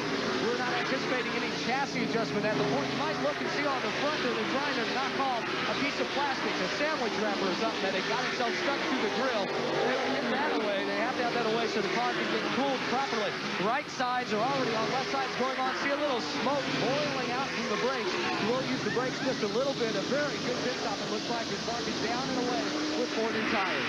Dale Jarrett had the lead, but now he brings the Simcoe Ford in for a stop. Staying within the rules, under 60 miles an hour. I think he ran out of gas, Bob, as he came off of turn 2 over there. He might have stayed out one way, but he did get back to the pits, but it cost him a little extra time. And you can see the engine still going at about 3,000 RPM, so he's trying to keep it going while they change the tires, clean the windshield. They've already got the right side tire changed, now goes the left side. You can also see that he's in first gear waiting for the work to be completed. Also, the key, one thing he needs to do is keep his foot on the brake so the tire doesn't turn. He does that, and away he goes. Accelerates once again, 50 miles per hour, 56 as he exits. He's out of pit stop so he can accelerate up to speed. And accelerate he does. That flat part of the racetrack, you can't hit the throttle when he gets through there. Has to play with the throttle, play with the throttle. Now as he goes down the back straightaway, he can nail it and go down the back straightaway and shift into fourth gear. The 17 car of Darrell Waltrip has come in for a pit stop. John Kernan. Well, recall earlier how Darrell needed the luck. He's still on the lead lap, and he was running third before diving into the pits for a four-tire change. They have bumped up the spoiler on the last pit stop. He can get a little more downforce. Darrell had been complaining about the car being just a little bit loose. No chassis adjustment this time. They're full of gas.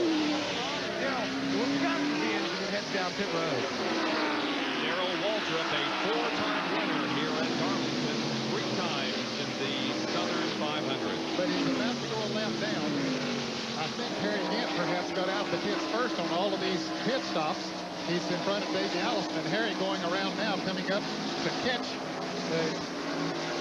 Darrell Waltrip going into turn 3. Kyle Petty comes in. Let me correct that. Darrell Waltrip has never won the Southern 500. He's won the Trans-South 500 4 times. Kyle Petty looking for his first win here in this race, and he brings the mellow yellow Pontiac to a stop. Well, let me correct myself. There are some cars that have not made a pit stop. Bobby Hamilton is being shown as the leader. Kyle Petty was in second. Ricky Rudd is up to second place now. So some of those drivers have not made pit stops yet, as Kyle Petty does get 4 tires on the mellow yellow Pontiac. The 68 car of Bobby Hamilton is the leader at the moment, but he is now on pit road, and so is Ricky Rudd, who was running second. Hamilton stops. Ricky Rudd pitted down toward turn number 1. Ricky Rudd was hoping that 68 car Bobby Hamilton would make a pit stop before he did so he could pick up 5 bonus points. It didn't happen. John Kernan is there to call this pit stop. Well, once again, nothing unusual here at the pits. They've already changed the right side tires. It will be a 4-tire change. A couple cans of gasoline going in. Of course, all this Waddell Wilson powered car, good gas mileage, excellent gas mileage. As his other Hendrick teammate, Ken Strader, Ricky is down and away with 4 fresh tires. Good clean pit stop there. 21 seconds from the Rick Hendrick crew, and Ricky Rudd goes back out onto the racetrack, and right behind him is Bobby Hamilton. Now the lead at the moment is assumed by, because of pit stops, the number 1 car of Rick Mast. So we're going to take a break and be back to update you on the standings here in the Heinz Southern 500, nearing the halfway point. We'll be right back. Back at Darlington International Raceway, and the 7 car of Alan Kowicki suddenly develops a problem as he went into turn number 1, drops the Hooters Ford off the banking. A lot of smoke coming from the car. Will there be a yellow? Rick Mast hopes so. He has not made a pit stop yet. He's still leading the race, as Alan Kowicki has pulled the window net down. You can bet that the crew is telling Rick to stay out there at least for the next couple of laps to see if this does create a yellow, but I don't think it's going to, because Alan has that car well down on the apron of the track, and in fact is on pit road at the moment. Tough break for Alan Kowicki. He will not make it 2 wins in a row. He was a winner last Saturday night, but he will not win today as he takes the car back in the garage area. Rick Mast is leading, and now he will think about making a pit stop. And after that caution didn't come out. Harry Gant is second. Davey Allison third.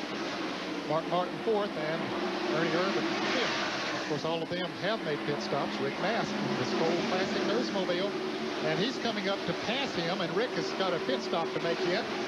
So Gant's about to take the lead.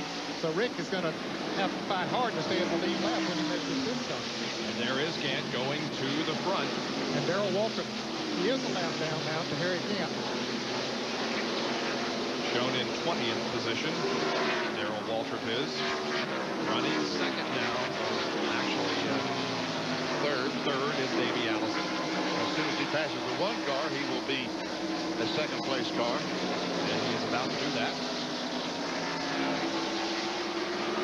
And our second man in the point standing, Ricky Rudd, is a lap down too. After all these pit stops, we'll get everybody squared away on who is a lap down. Ricky Rudd is currently in what, 22nd position, 1 lap down.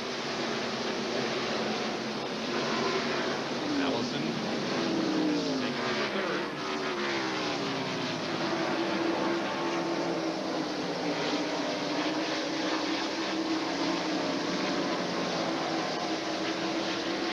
And we see Davey Allison go below that white line as well.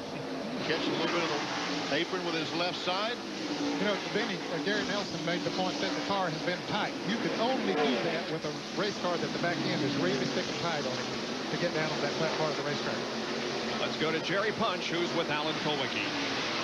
As you said, Bob, last week's winner has climbed out of it awfully early here. And Alan, what's the problem? Something happened to the engine. I'm not sure what. I think it probably burned a bearing or something. That's too bad because Ford Thunderbird was running good. We were 5th, 6th, 7th, someplace like that, but running well and keeping up.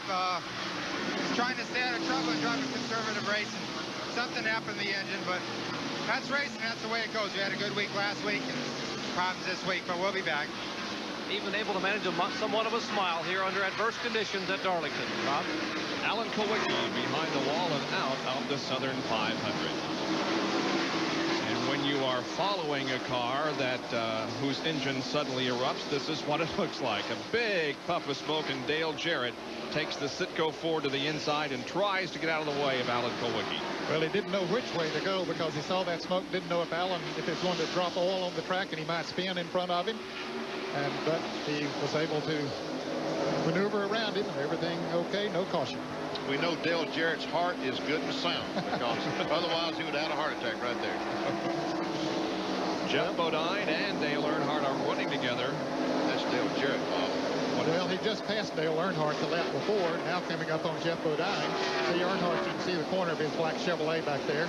Jarrett stayed out there a little longer than the others to lead a lap and got a little further behind. He was running 5th right before they started making their pit stops, and then dropped back to about 9th, but now working his way back up. That puts him in 5th place. Rusty Wallace making a pit stop. John Kernan reports. Well, apparently to what we showed you, how they remedied the oil blowing out of the breathers has worked. We haven't seen any more smoke out of the number 2 Miller Genuine Draft Pontiac. They are going to go to work on a 4-tire pit change. They are now around the left side. Work going on fast and furious here in the pits. Let's go down to Jerry Punch.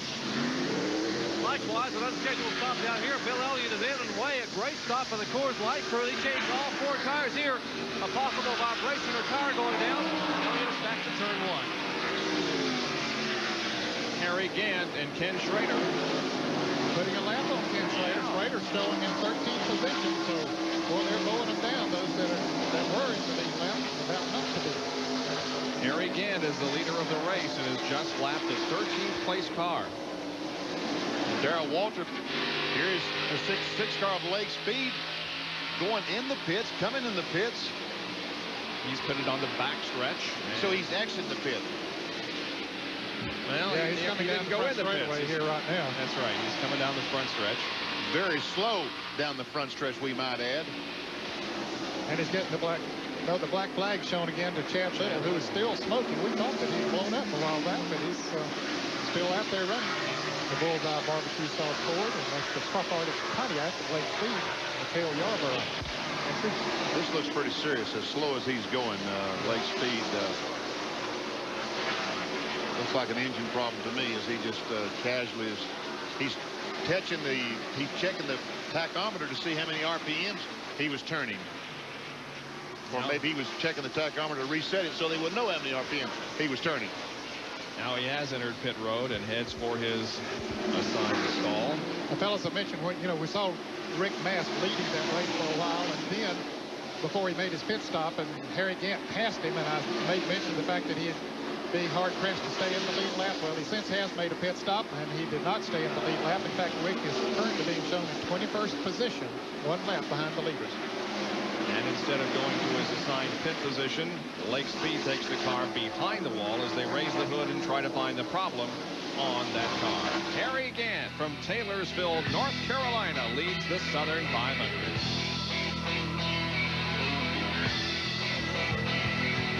Are 21 laps away from the halfway point as Harry Gant has the lead in the Southern 500. And the skies are looking rather gray back off of turn number 4. Harry Gant's old Bandit is showing the way nicely. You can see the dark sky there behind Harry. 30% chance of rain going into this event. And John Kernan has a story on tires on pit road. Well, Bob, actually, I'm in the Goodyear building. You can see these guys, the tire busters, are going wild right now. Over the weekend, Goodyear brought 2,800 tires for this weekend. So far in this race, between the pit stops, you've had teams come in and have them take off the old tires, put on new tires. They've already changed 108 tires. And I'll tell you what, they got a tractor trailer truck sitting next to this building that is full of new tires. So these teams shouldn't have any problems getting the tires they need for the race. We have seen some tire shortages that took place in the past. I remember well the tire shortage. Sorry, Dad, I didn't mean to scare you, but 1968, driving Junior Donlevy's car with Bullseye Barbecue Sauce sponsorship, we felt like we could have won the race if we could have found 2 more sets of tires. We could not find enough tires to run the race on. Junie, remember that? Well, there are only 10 cars on the lead lap now, fellas. Harry Gant setting a terrific pace, and he's about to put the 10th place car of Rick Wilson a lap down. That's Jimmy Spencer running. They're running 9th and 10th. Harry Gant the leader. The Snickers Buick of Rick Wilson. There you see Davey Allison, how far behind he is. That's the biggest lead we've seen anyone have today. Harry Gant is really moving, and right now those cars in front of Harry Gant is holding him up and letting Davey Allison get a little bit closer than he was just a few laps ago, because Rick Wilson and Morgan Ship and Jimmy Spencer. And there's the 3rd place car of Mark Martin.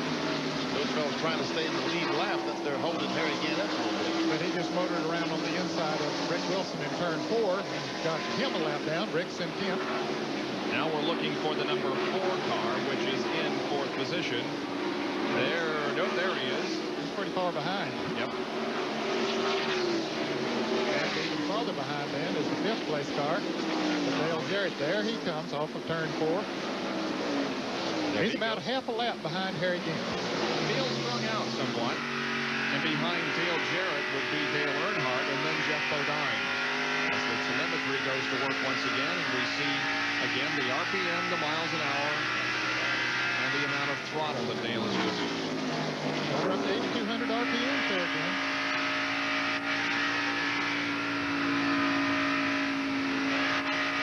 Now listen and watch the relationship between the throttle and the noise.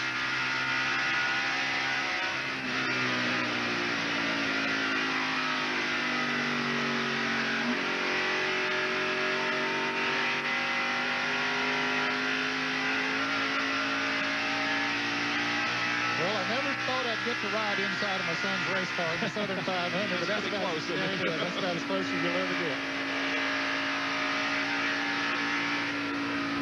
Banking at 25 degrees in the first and second turns, and 23 degrees in turns 3 and 4.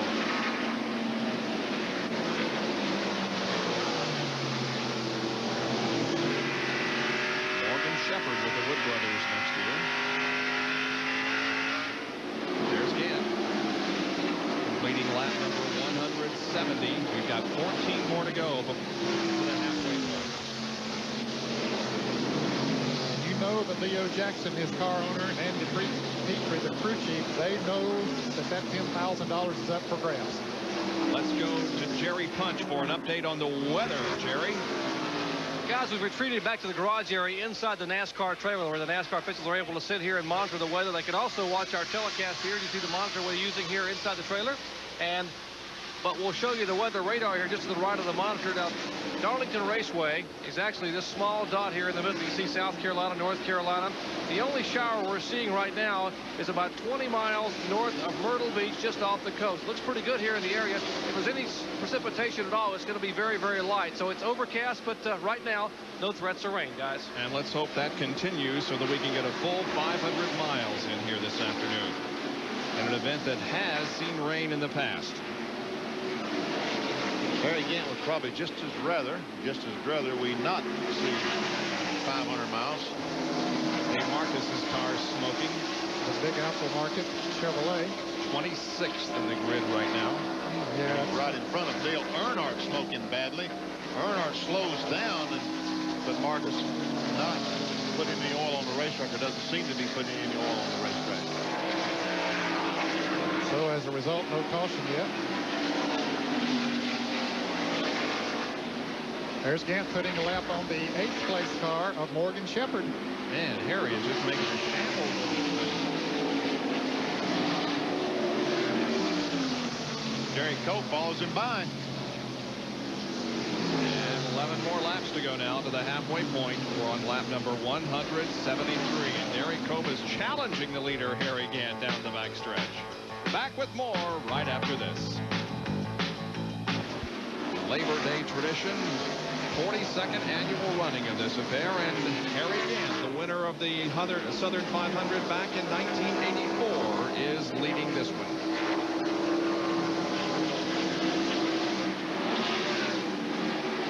Here's Davey Allison, the second place car right at the top of the screen. The black car with the red hood. There he goes. He's not that far behind, is he? No, he's not. He's keeping Harry Gant in sight anyway. Third place is Mark Martin. Boy, Davey could pick up a lot of money if he can win the race today. And could amount to over $300,000 if Davey could win here with a couple of bonuses added. He's already won over $1 million this year, so it's not like he needs the money, but it's nice to have. And he's the only Winston Cup driver who has earned over $1 million just in this season alone. His winnings total $1,020,850. Harry Gant, on the other hand, who finds himself in 10th place in the point standings, has earned $410,185 so far this year. Just 20 wins.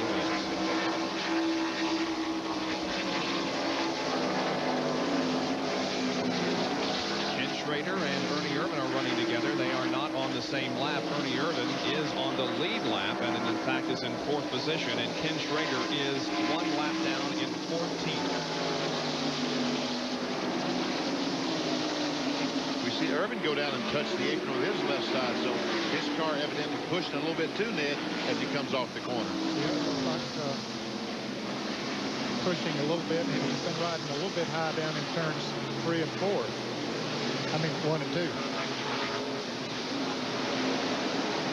4 laps to go to the halfway point.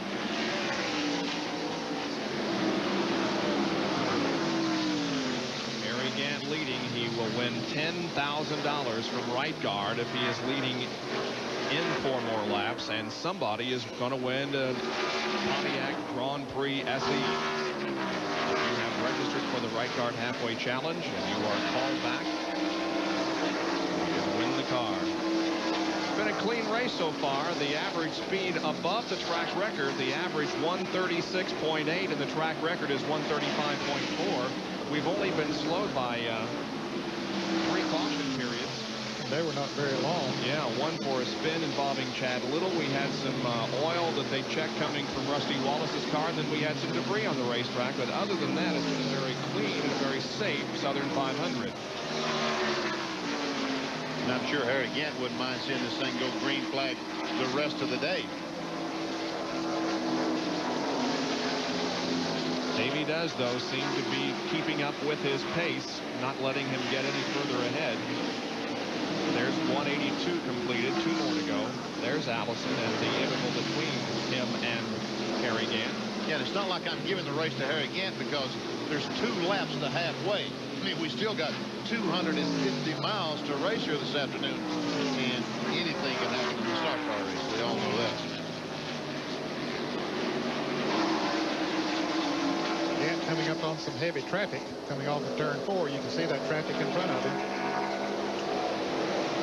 One more to go. One to go to the halfway point. He's coming up on Rick Mast, who at one time was a leader of the race, but now is 1 lap down, running in 20th position, and may go 2 laps down here. Look at this, 145.06, the last lap speed for Harry Gant. He is in the 4th turn, headed toward the halfway point. Here he comes behind some slower traffic. But there is the halfway point of the race. Harry Gant is the leader at the halfway point. Harry Gant is the leader of the halfway challenge. And when and if you are called back by the right guard people and they ask you who is leading at the halfway point, tell them Harry Gant, and you will win the new Pontiac Grand Prix SE. Davey Allison appears to be on the move here. Well, what happened? Harry Gant ran behind the slope traffic, and they held him up for just a little bit. That let Davey catch Harry for a second or two, and now Davey's in that traffic. Harry will probably stretch it back out. There's a Big A Auto Parts on-track interval. We timed both Gant and 3rd place Mark Martin on 5 consecutive laps, laps 172 through 176, and compared their times to see if the interval was stretching between the 1st and the 3rd place cars. It was 6.1, and it really didn't change after 5 laps. Said about the same thing. So Mark Martin is running about the same speed as Harry Gant.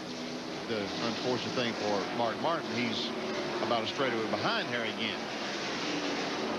And Harry Gant is coming up to put a lap on Jeff Bodine, who is currently being shown in 7th position. Only 7 cars are on the lead lap, and that 7th place is about to go a lap down. The Budweiser Ford of Jeff Bodine.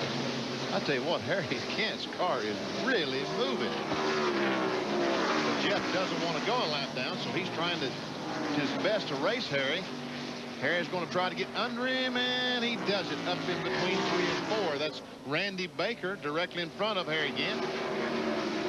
Well, we know how well this car is running. Let's get the opinion from the pit area as we talk to Andy Petrie. Well, Bob, Andy is sitting here timing the laps of Harry.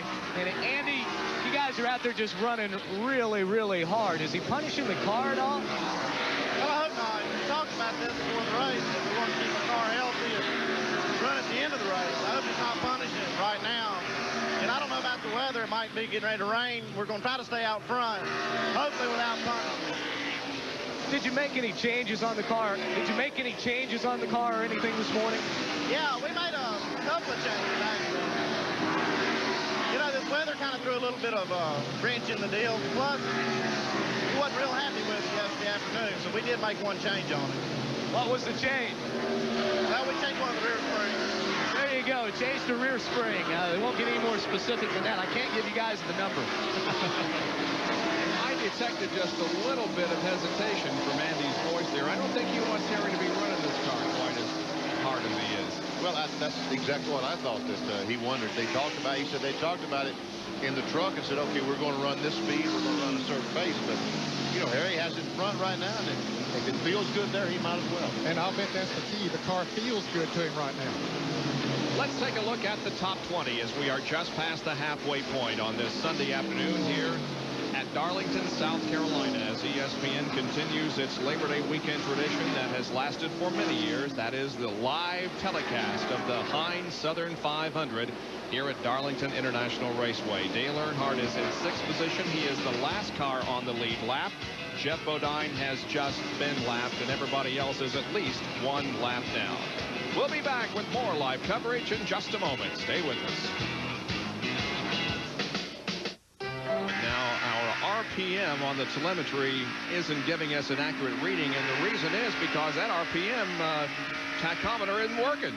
With that red hand that we see behind the black thing is supposed to be going around and sweeping down to about 7,000, now up to 8,000 feet straight. We can see it's not doing anything at all.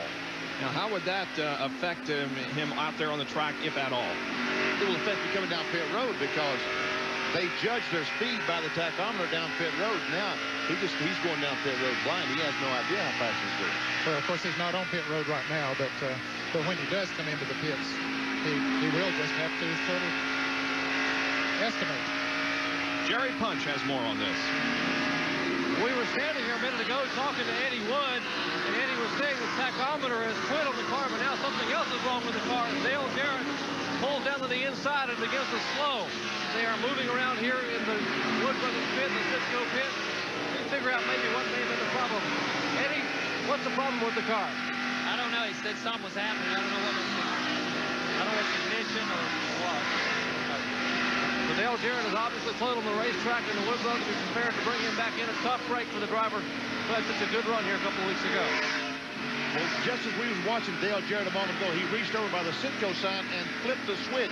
He switched ignition boxes on the car. Evidently, one of them died. He tried the other one, and that did not work. So Dale, who had just moved onto the leaderboard in 5th position, a great run, is interrupted as he brings the car to a halt in the pit area, and the crew goes to work raising the hood, trying to find out what the problem is. Dale calls him over. You think he's not hot? They are working on that ignition box, Benny, that you mentioned. One more drink. Yeah, see those buttons on the Cisco? That's the buttons he switched a while ago. He went from one ignition box to another, and evidently that did not work. Who will Silver think, Rob? Well, they're sending him back out now. Only a 28-second pit stop, and he's back out there. We understand that Dale Earnhardt is going to be making a pit stop in just a moment. Dale is 5th. It's a shame then that they could not get the tires changed on this Cisco Ford that time. It would have been a big aid because it wouldn't have cost him that much because everybody else has pit stops coming up. Now, he went farther the last time than anybody else on fuel, but Harry Gant's coming in. Our leader's coming in the pits. On lap 198, Harry Gant relinquishes the lead. John Kernan is there as Harry heads. Harry Gant coming in just a little bit unexpectedly. We had expected him in about 5 more laps, and all of a sudden he radioed in and said, I'm coming in. So we're not quite sure if he's run out of fuel or not. We had not had a chance to talk to Andy Peterson, but here he pulls in. Car's still under power. Maybe he just decided that the tires had just run away so much he had to have new tires. So they will go to work a 4-tire change, and Davey Allison also into the pits, and Jerry Punch is there. They have already changed right side tires, John. They are now working on the left side of the scheduled pit stop. They had a little bit of trouble fueling the car. Now the car is off the jacket away as he moves out around the Morgan Shepherd Motorcraft Ford. Now Dale Earnhardt has pulled his Goodrich Chevrolet in for a scheduled pit stop. They are changing right side tires, putting the windshield. They will take a good, long, strong, hard look at the left rear tire. Earnhardt crew down the left side of the car. Kurt Shelburne changing the left front, the left rear going on from Will Lynn. David Smith will pull the jack, and they clean some of the rubber out of the grill. Down and away. Morgan Shepherd also made a pit stop. Ernie Irvin is coming in to you, John. Well, likewise, we weren't expecting Ernie for about 4 more laps, but when the leader comes in and pits and takes on 4 new tires, he is so much faster than the other cars on used tires, it forces the hand of the other teams. They've got to come in and pit, or Harry Gant, as the leader, would pull further and further away. It will be a 4-tire change, no chassis adjustment as of yet. And Mark Martin is coming down pit road. He will make his pit stop a couple laps early. Ernie is down and away with 4 new tires. Now the crew goes to work on Mark Martin's Folgers Ford. They begin to work on the right side of that car. Also putting a half round of wedge in the car. Car a little bit loose. They put the wrench through the rear window and made a very, very slight adjustment. Fellas, if they could have stayed out there a few more laps, I don't know if Dale Jarrett's going to get back to the pits. He went out and ran a couple of laps, but the car is awfully slow between turn 3 and 4 as Mark Martin does go out. If there's anybody else out there, there are some cars that have not made pit stops, but Dale Jarrett, you can see, he's just drinking something and just barely rolling. And I don't know if he's going to get back to the pits or not. He might be able to. He is way down low on the inside. We can't even see him. Our view is blocked because the car is so far down on the inside of the racetrack. But it is almost at a stop. Now, Jeff Bodine comes in. I think he should have stayed out, maybe in anticipation of a yellow. Well, if he could have, maybe he was getting low on fuel. Don't know. He probably had no choice. He had gone a lap down, but of course had gotten back up to 3rd place when the leaders had made their pit stops. And that car is not going to make it back. It is not going to make it back. I believe it's stopped. It's stopped right there. And NASCAR will have no choice, I don't think, but go down and throw the caution flag, because they're certainly not going to send any vehicle out while these cars are going around the racetrack at green flag speed. Jeff Bodine has completed the work on his stop, and he's back out there. Now the yellow comes out. The yellow flag out for the 4th time today because of Dale Jarrett's stalled car, and this comes just after most had made a pit stop. We'll be back with more with 203 laps completed in the Heinz Southern 500. As several come in for work here on pit road, including Rusty Wallace at the bottom of your screen as we work our way up. Ken Schrader is in, Larry Pearson, Kyle Petty, Morgan Shepherd, Bill Elliott, and the number 3 car of Dale Earnhardt. Let's go down for a conversation with Dale Jarrett.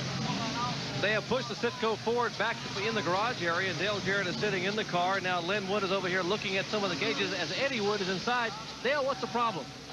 Jerry, something in the ignition or battery, something went dead here.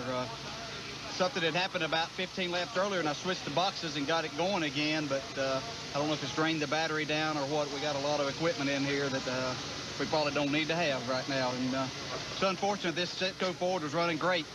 We had a good shot at winning the race, just sitting there running the top 5, and felt good about our chances, but that's the way it is.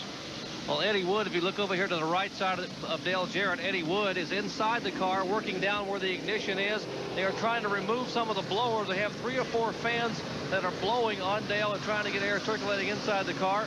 And they said the battery may have been drained and it may indeed have gone dead. They have changed the battery. Eddie Wood's still in the car trying to get some things rewired, and hopefully they'll get Dale Jarrett back out. Remember, he is currently 15th in the Winston Cup point standings. And the winner not too long ago is Darrell Waltrip's car is being pushed behind the pit wall. So scratch another one off from competition. Brake problem. They'll get it fixed and send it back out there, Bob, but he'll lose some valuable time. And he had just gotten back in the lead lap, yes, I believe, because of not having made a pit stop. Let's also mention he's running with the calibers for the brakes. But Ricky Rudd was a big benefactor on this. Ken Schrader was a big benefactor on this. So was Darrell Waltrip, got back in the lead lap. Dick Trickle got back in the lead lap because they had not made pit stops before this caution came out. So now we have more cars on the lead lap than we did have. In fact, it's up to about 9 now. We were down to 6. And the field lines up for a restart. The 2 abreast formation. You see the faster cars, including Harry Gann and Davey Allison and Mark Martin, on the high groove, and those that are at least a lap down on the lower groove. Once again, the sellout crowd here on its feet as the green comes out, and we go back to racing on lap number 209.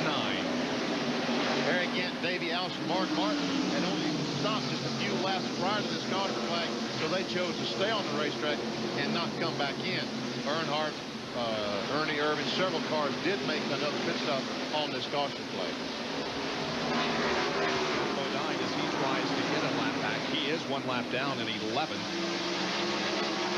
Mark Martin trying to take over that second spot. Will take over second. Rusty Wallace appears to be running all right. He's in this group of cars, but is many laps down. 2 laps down, only 2 laps down in 23rd. Martin and Allison, 2nd and 3rd to Harry Gann.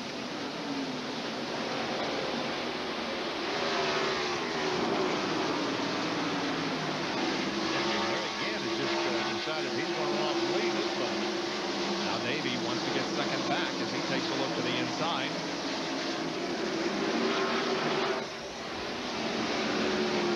And the 87 car of Randy Baker. Did he spin? Well, anyway, he's running very slowly down the backstretch. I think he did spin. And then I talked at the top of the show about drivers, sons, and fathers who've been in this race. Randy Baker's father, Buck Baker, won the Southern 500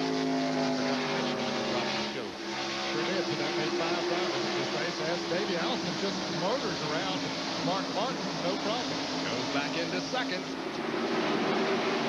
Michael Waltrip is running with this group of cars. He is also 2 laps down in 19th position. Michael had just made a pit stop, Bob, before the caution came out. And now Davey Allison moves on the inside of it. Trying to motor by. Here comes Mark Martin. No problem. Michael gives them all the running room they need down on the inside.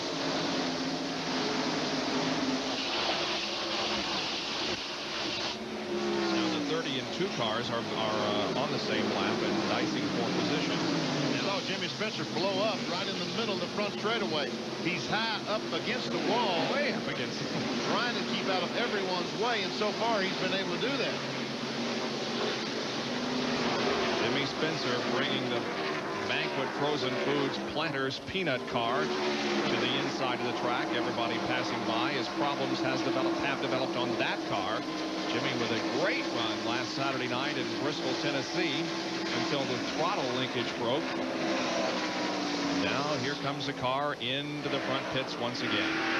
And Dale Jarrett is going back out on the racetrack.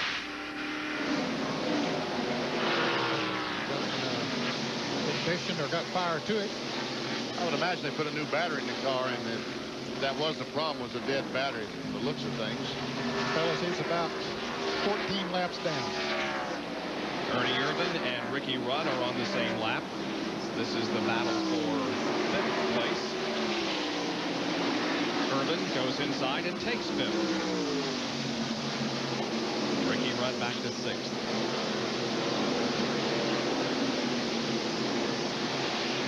That's Dale Earnhardt, who is in 4th position, just ahead of Ernie. And again, we emphasize how big a break that was for Ricky Rudd. The most recent caution allowed him to make up a lap that he had lost previous. That was a huge, huge break, because he was looking at finishing 10 positions maybe. Oh, and there's another car. Rusty Wallace once again is smoking down in turn 1, and he's off the pace. It looks like something's broken in the engine this time, Ned. Yeah, it looks certainly more smoke than we saw before when he was black flagged a couple of times. I would say this is much more serious. Rusty Wallace, champion of Winston Cup racing a couple of years ago. Rusty says it's an engine, and he'll be taking it behind the wall. So the Miller Genuine Draft Pontiac gives it a gallant fight here this afternoon after encountering numerous problems, and it looks like this one might be terminal. Yes, before when it smoked like that, he accelerated away. This time he's going straight to the drive, as Ernie Irvin has passed Earnhardt and taken that spot away. That's 4th. Earnhardt back to 5th.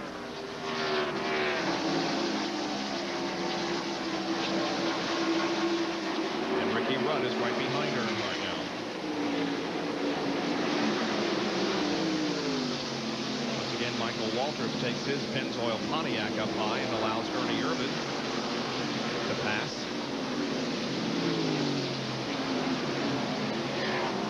And now he'll go inside and allow Dale Earnhardt to pass on the outside. And the yellow is out.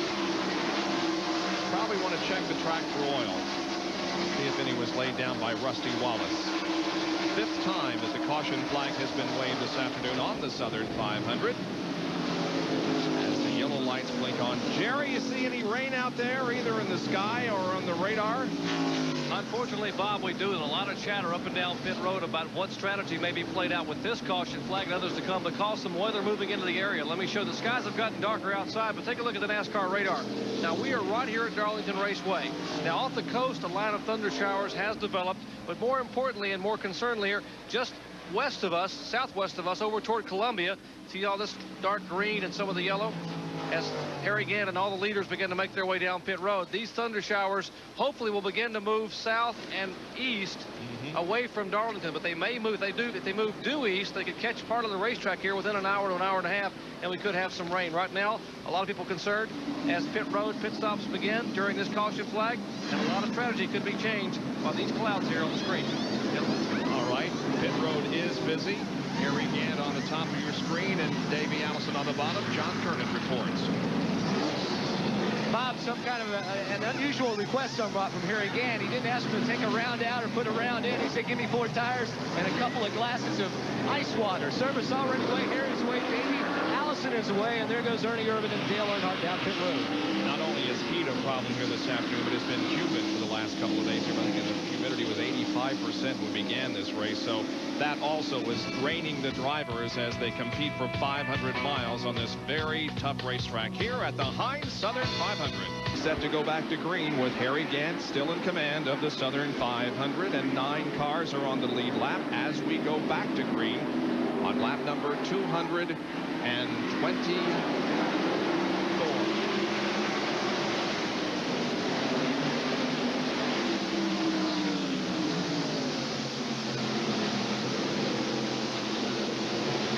Harry Gant, Mark Martin. Yep, Mark Davey Allison. That was the way that the cars came out of the pits. Gant took off, but Mark Martin came right behind him. Now Allison and Irvin come along. Earnhardt rides fifth, that's third and fourth. Allison third, and Ernie Irvin fourth.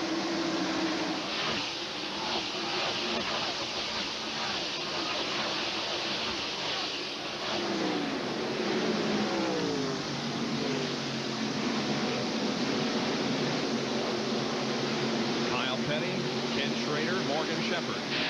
That is 12th, 13th, and 14th. So Ken Schrader is one of those drivers that's on the lead lap, currently being shown in the seventh position. A blue in-car camera providing the action here from Morgan Shepherd's perspective. That is Schrader just ahead and Kyle Petty up ahead of Schrader. Once again, Kyle Petty's down on the apron of the racetrack coming off turn 4, trying to get the car loosened up, as Gary Nelson told us. It's really wild to see that, though. If the fans are wondering, they saw Ken Schrader get lapped a while back. Well, the reason he got back in the lead lap, he called a caution. Everybody else had pitted, and he had not pitted, getting good gas mileage. And so he called a caution when Dale Jarrett stalled on the track. So that put him back in the lead lap. And that's why we have 9 now as opposed to 5 a little while ago.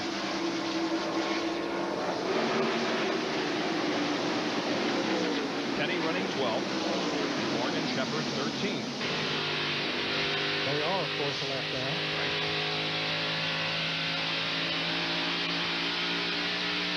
In fact, there are about 9 cars also that are 1 lap down. Bob, was that 8 cars? Yes, 8 cars in the lead lap, and then down through 9 through 17 are 1 lap down, 18 through 24, 2 laps down. You hear Morgan Shepherd as he plays with the throttle in that Motorcraft Ford. There's Schrader looking inside of Kyle Petty. Able to get by down in turn 1. And of course, those that are on the lead lap are Harry Gant, the leader, Mark Martin, Davey Allison, Ernie Irvin, Dale Earnhardt, Ricky Rudd is in 6th, Ken Schrader is 7th, and 8th is car number 24, Dick Prickle. That's the 8 cars that are in the lead lap. And now the Western Auto Race summary. Harry Gant, leader, has led 73 of the 225 laps. We have 5 caution periods for a total of 21 laps and 18 lead changes among 10 drivers. The average speed 132.44 miles an hour. Those that have led include Allison, Ted Musgrave led a lap, so did Earnhardt, Martin, Irvin, Darrell Waltrip, Bobby Hamilton, Dale Jarrett, Rick Mast, and the current leader, Harry Gant. Those that have gone behind the wall, James Hilton, Mark Stahl, Kowicki, Speed, Little, Marcus, and the most recent, Rusty Wallace. Now, the standings in the Western Auto Mechanic of the Year race, Larry McReynolds of Davey Allison's team is on top, but only by a single point over Alan Kowicki's Danny Glad. Robin Pemberton from Mark Martin's crew is 3rd in the standings, then Tony Glover and Kirk Shelmerdine. And we're watching 2nd and 3rd position, Mark Martin and Davey Allison. Harry Gant has pretty much checked out again, hasn't he? Yes, pretty good lead. In fact, I'll put my unofficial stopwatch on. It's about 1 1/8 seconds. You can see the distance between 2nd and 3rd there. You can see Gant over the left side of the screen. And there's Harry. You know, the first 100 miles of the race, Harry Gant didn't show that much strength, but they made a pit stop on the green. Andy Petrie and the crew put him in 1st place, and I don't think he's been out of 1st since, has he? Don't think so, except in during green flag pit stop.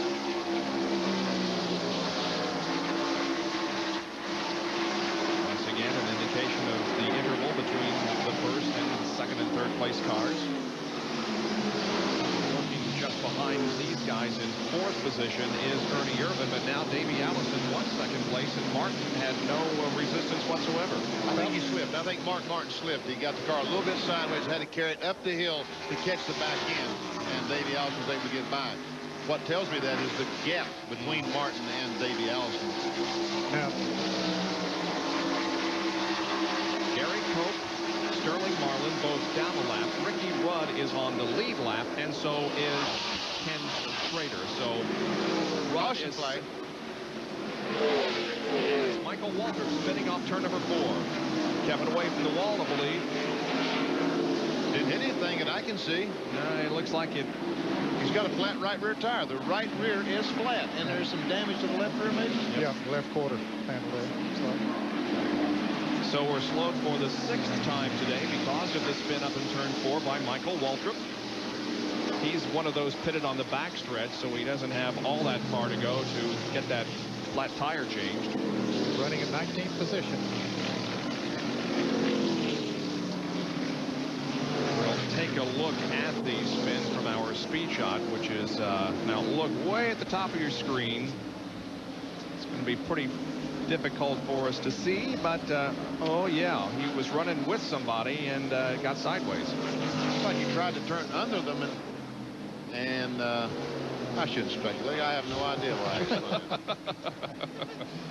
Well, at least you admit it. Anyway, Michael Waltrip is...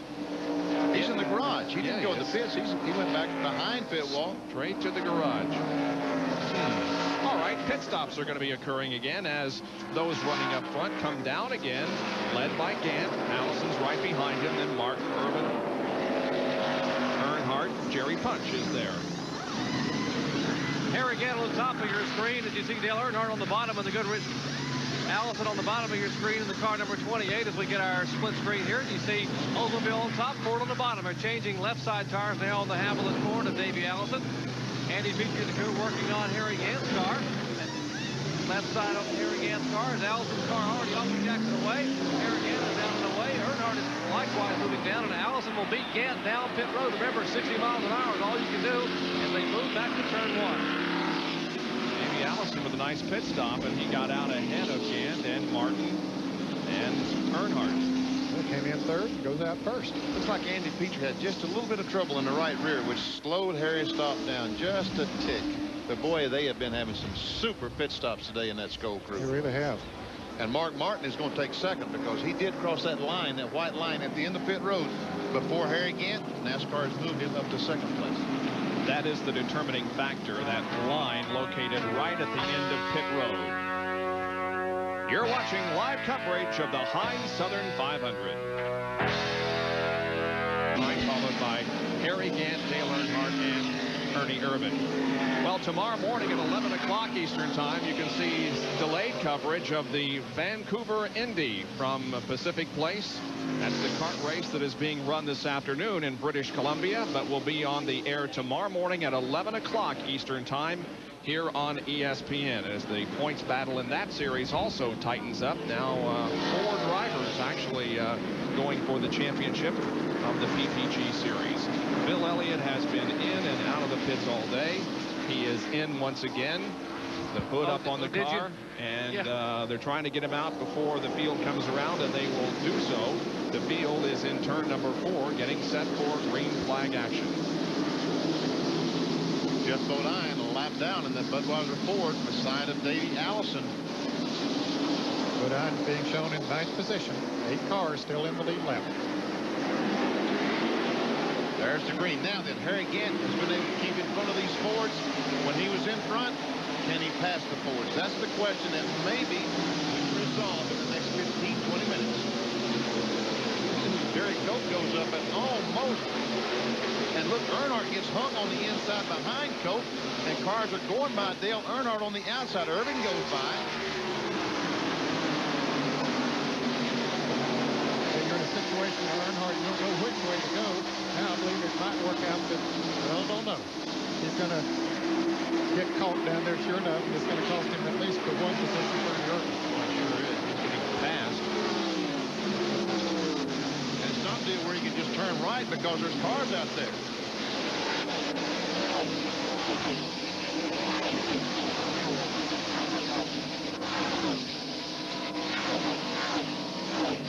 saw Dick Trickle smoking as he came off that second corner. That's a tough break because they're having a good run going today in that Team 3 Pontiac. He got back in the lead lap. Most today, so there's a lot of front runs through cars. Harry Gant is locked on Mark Martin's bumper for second position.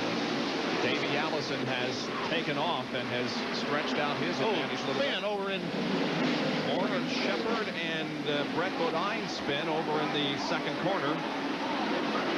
I think Ricky Rudd just did get through that crash. The fellow who's second in the point standings. I know he's going slow down the back. This is inside Morgan Shepherd's car, Ned. You start to say something a minute ago? Well, I started saying he was going awfully slow. He might have got bumped. I'm not sure. But here's a look at it. Morgan goes up and gets in the wall. And Rudd. He makes some contact. Get bumped. He's a lot of damage to the right front of the Tide Chevrolet, and you can see why. Man, oh man. He got way up on two wheels. Well, Morgan Shepherd has his car running again. This is our 7th caution of the afternoon. We ran so many laps there with out of caution, and now we've had 2 or 3 in a row. 240 laps are completed. And we'll be back with more from Darlington. The Heinz Southern 500 from Darlington International Raceway continues. Ricky Rudd, who was involved in that incident up in turn number 2, comes in for another pit stop. Morgan Shepherd was also involved. Now, we tape record the in-car camera all the time. And Morgan ran, what, the first 240-some laps without a problem. We were changing tapes when this incident occurred, but this is how it looked from our vantage point up here on the main straightaway. Ricky Rudd clobbering the 15 car, and then Brett Bodine spinning behind.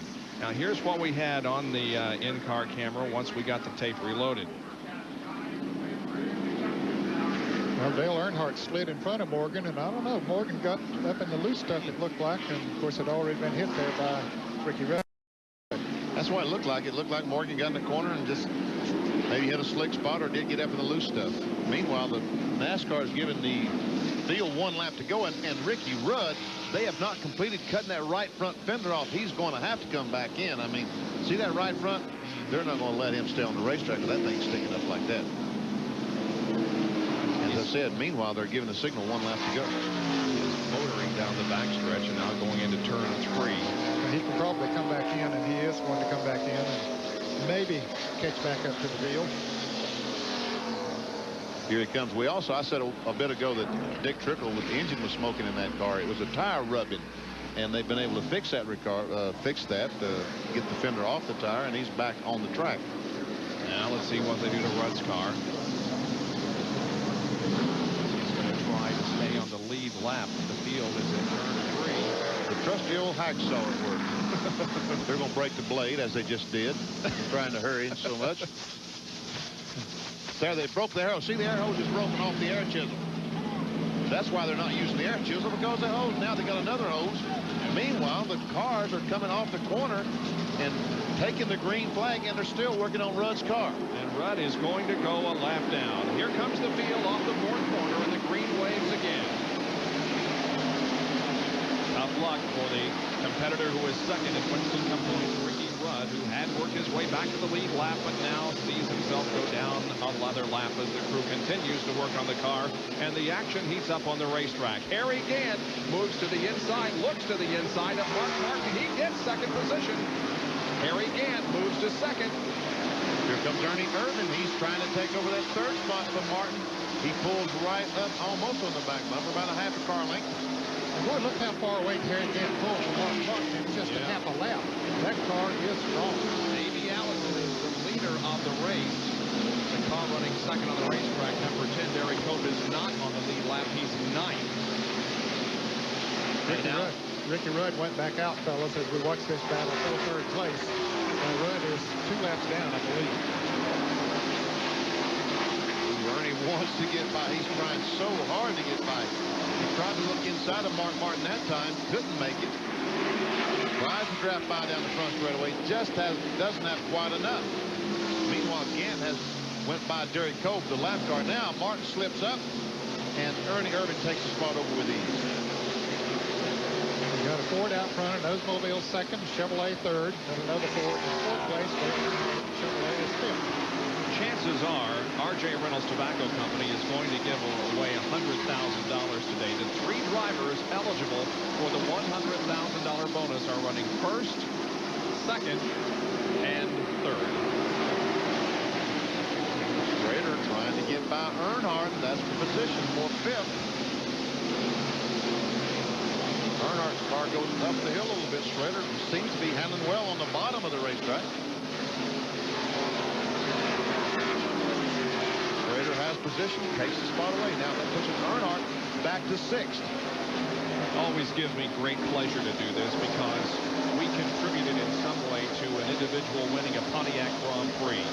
Earl J. Davis, 29 years old, was watching ESPN and knew that Harry Gant was leading at the halfway point, and Earl J. Davis has won a Pontiac Grand Prix SE.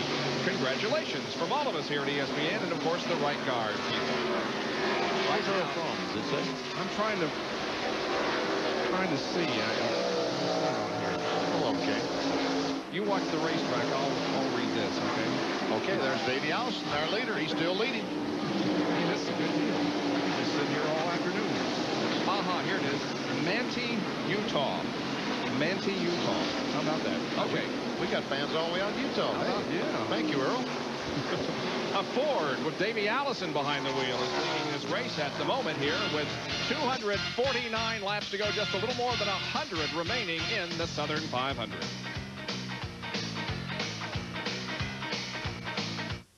Right now is able to beat Davey Allison, who leads the race. Harry Gant trailing along in second. Then comes Ernie Irvin and Mark Martin and Dale Earnhardt. Now, according to my unofficial stopwatch, Harry Gant is gaining ever so slightly on Davey Allison, maybe about 4 or 5 of a second per lap. That's not much, but we've still got a long ways to go. He could very well catch him before the race is over. Bill Elliott is, he's got a long way to go. He's back in 22nd position. You know, the guy that won the Pontiac Grand Prix with Reichardt said he was a Harry Gant fan, but his very favorite driver was Bill Elliott. Jerry, what's Bill's situation? Well, Bobby, realized we reported earlier that Bill Elliott was down on 7 cylinders, and he is being shown now 5 laps down at 22nd spot. But the good news for the Bill Elliott fans listening and watching is that he made a pit stop during the last caution flag, and they changed all 8 spark plugs and found that they had a couple spark plugs that had a problem, and now he is back on 8 cylinders. Unfortunately, he is down 5 laps, but running on all 8 here at Darlington. So Bill Elliott will stay out there and gain as many Winston Cup points as he can. He is currently 11th in the Winston Cup point standing, some 532 behind the leader, Dale Earnhardt. The leader of the race is Davey Allison. A lot of money? Yeah. The purse for winning the race, $114,000 in Unocal bonus money and a $100,000 bonus from RJR. You thinking about that payroll, or you thinking about winning the race? If we can win. That's the key. But the car's running good.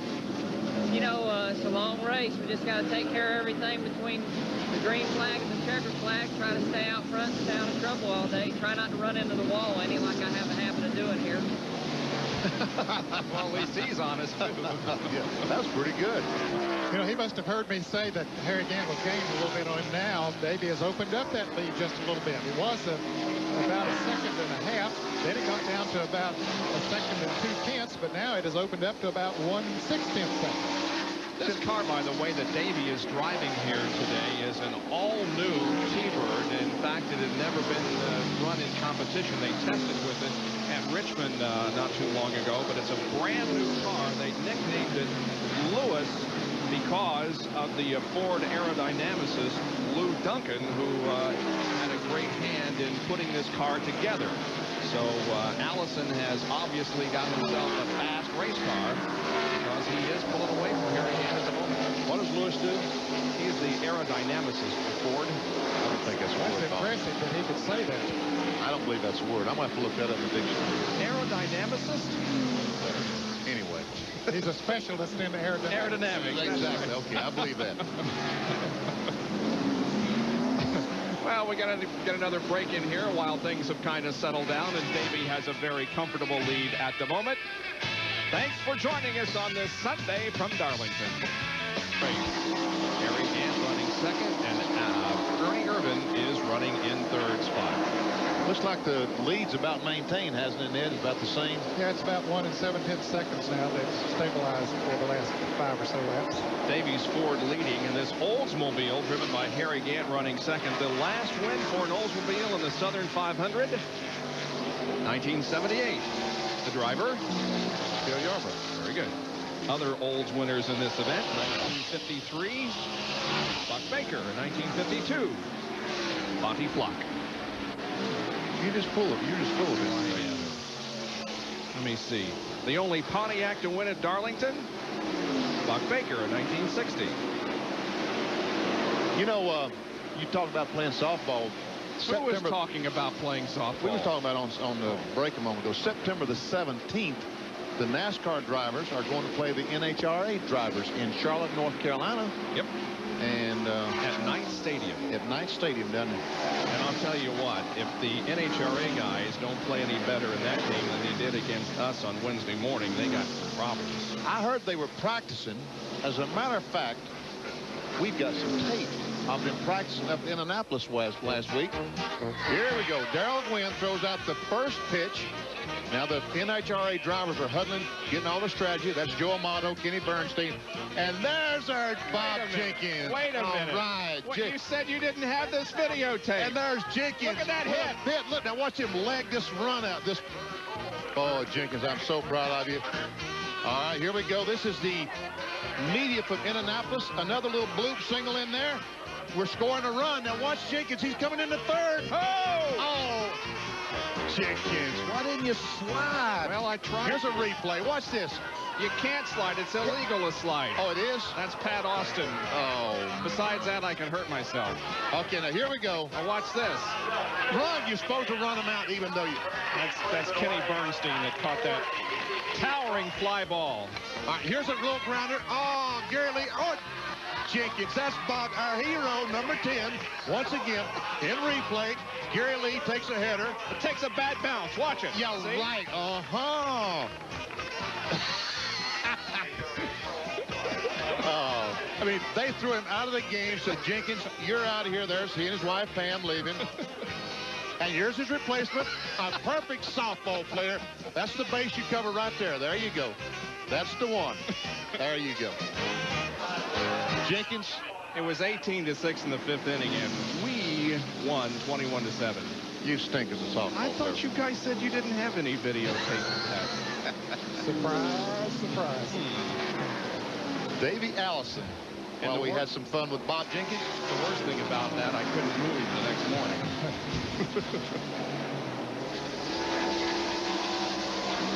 Allison continues to lead. Here's Harry again, going by Ricky Rudd.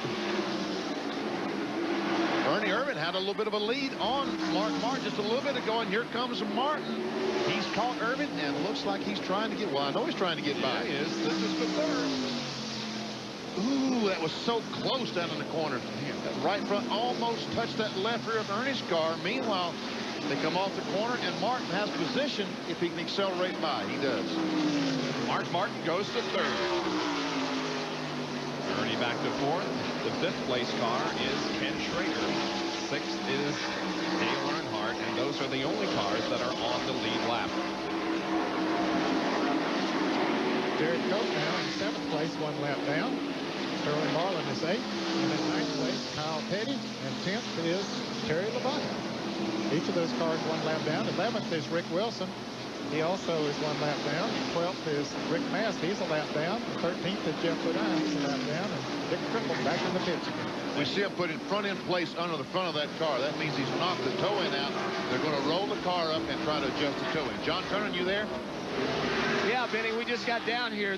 Barry Dodson and the crew will go to work, and I believe they're going to do exactly what you're talking about. They're getting ready to roll it up.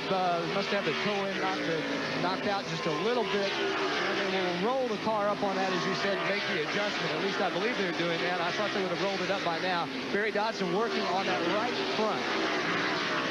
They had a pretty good run going. He was in 15th position when he came in. What they do is they roll the car up on that plate, and that plate's on ball bearings, and it swivels back and forth. So they take the wrap out of the tire. any strain the tire has on it when they roll on that plate, it takes that strain out, and they can adjust the toe in, and that's what they're doing with that string. But again, I'm like John. I would have thought that they would have rolled it up on the plates by now. That's the Team 3 Pontiac that will be driven next year by Kenny Wallace. This is the left side we're seeing. We can't see the right side. What's happened is Trickle has brushed the wall at someplace on the racetrack and has knocked the toe in out because the right side has the infamous Darlington stripe on it.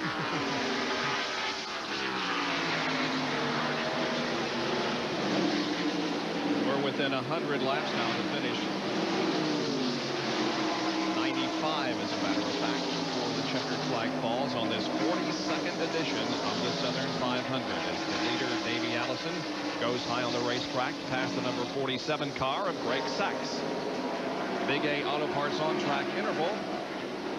Timing Allison and Gant on 5 successive laps. Well, Gant has picked up in 5 laps almost 1 second. Is what our Big A is showing, 9/10 of a second. So that's quite a bit. That's about 250 feet. And there is the interval on the racetrack. It's about 250 feet. Yep. Lap times there reflecting a 2-second interval at the top, all the way to 1.1. As far as the times themselves are concerned, Gant pretty consistent. He's very consistent. We see Allison with a 32.7, but down to a 33.4. That's, in racing terms, inconsistent, although a slow car can cause that. And I think on that particular lap, he did pass someone, and that would reflect a different speed.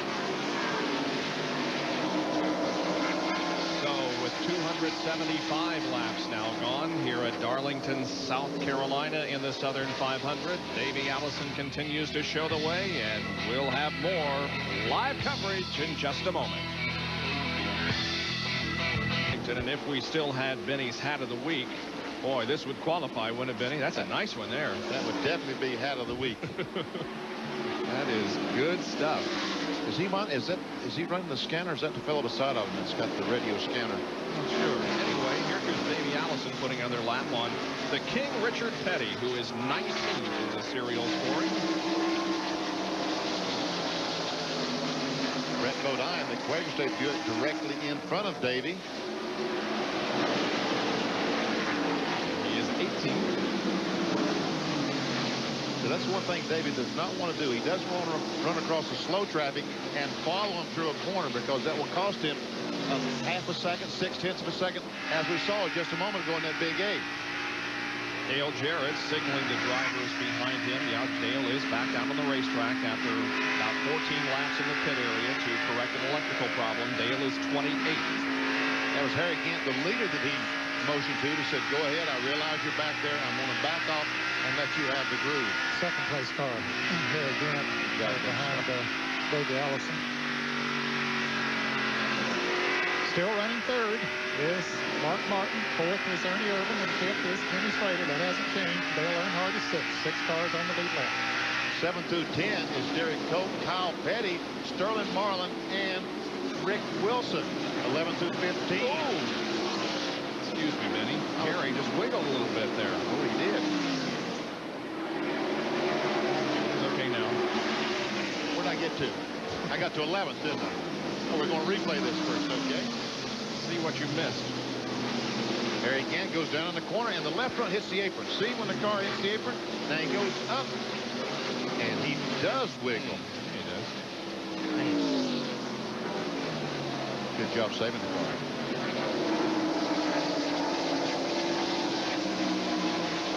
Finished 5th in this race. 11 through 15.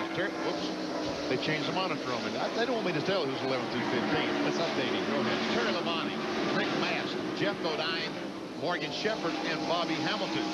16 through 20, Joe Rutland, Hutch Strickland, Brett Bodine, Richard Petty, and Ricky Rose. And Ernie Irvin, as you mentioned, runs 4th here in this race. Ernie Irvin, we asked him earlier in the weekend, what is the hardest part about driving this track that they call too tough to tame? Well, by the time you leave the pits, the time you get back in, the hardest part I know. I'm going to be glad when they switch the back straightaway to the front straightaway. Turn 4 won't be near as bad then. Turn 2's going to be pretty treacherous, but turn 4 won't be too bad. But, you know, it's you race here, you know, but, you know, the fans out there really don't understand it. But, you know, you get in the middle of turn 3 and 4, and you're wide open all the way to the middle, and you got to kind of lift and get the car turned while you're doing about 150 miles an hour. And that's hard to get that car turned just right that you can exit off that corner without slapping the outside wall, without getting loose, without hitting the apron. It's a 2-lane racetrack, and that's it. It's just tough to get around. Well, Ernie Irvin even admits it tough. But you know, Benny, one guy had this place figured out. Back in 1965, won this race by 14 laps, the largest margin in the history of NASCAR racing. Ned Jarrett. Boy, I was getting it done there. I'm telling you, you had it hooked up. 14 laps on Ned. And you had trouble, didn't you? Oh, yeah. It was, the car was overheating, running about 240 degrees every time I would accelerate down the straightaway the last 100 miles, and just nursing, praying that thing wouldn't quit. And it didn't. Just like Davey Allison is doing right now. He just wishes this thing would be over. Because if it was, he would take home about $300,000. Boy, what a big payday it's going to be for Davey if he can hold on for a few more laps. 286 out of 367 completed in the Heinz Southern 500. We'll be right back. 500 here at Darlington International Raceway in South Carolina. Davey Allison continues to set the pace, but his lead over Harry Gant is shrinking, and as a matter of fact, it is quickly disappearing as Harry Gant closes on the back bumper of Allison. Davey Allison has some type of problem. I'm not sure what, but he has some type of problem. Jerry Punch, do you know what kind of problem he has? Bob, unfortunately, it's the same kind of problem that plagued Jimmy Spencer last week when he was leading at Bristol. He has a throttle linkage problem. Apparently, the throttle is hanging up in the car, not acting right. The concern they have is they could bring him down pit road and try to fix it, but they are definitely not up to full speed and full throttle, and Harry Gant is closing in a hurry. Now, Gant closes to within about 2 car lengths to head to turn 1, but the concern is that it may rain here within the next few minutes. They are watching the skies, knowing that possibly some clouds are moving into the area, and they would like to see a caution flag and hopefully be able to get him in under caution where everyone would fit at the same time. So don't go away. This thing isn't over yet by any means as we show you the field summary and how the cars are running here with 291 laps completed. You know, it's strange that Davey Allison would have a throttle problem because he had a throttle problem at the Coca-Cola 600 in qualifying that probably kept him from sitting on the pole, and then he went ahead and won the race. And the pole at Charlotte's worth about $50,000. Remember, Ned, the throttle was hitting the air cleaner and cost him a shot at the pole. I think he ended up qualifying about 10. Fellas, I think they're only about 7 or 8 laps away from scheduled pit stops. Boy, are they huddling down there or what? Are they? We're going to run. Here's the change of lead as Harry Gant comes to the inside of Davey off the 4th corner. They come down the straightaway side by side. At the line, Allison is in the lead, but when they get to turn 1, it's Harry Gant who goes to the front. Here comes Davey back on the inside, and watch that move. Unbelievable. And Gant wiggles a little in turn 2.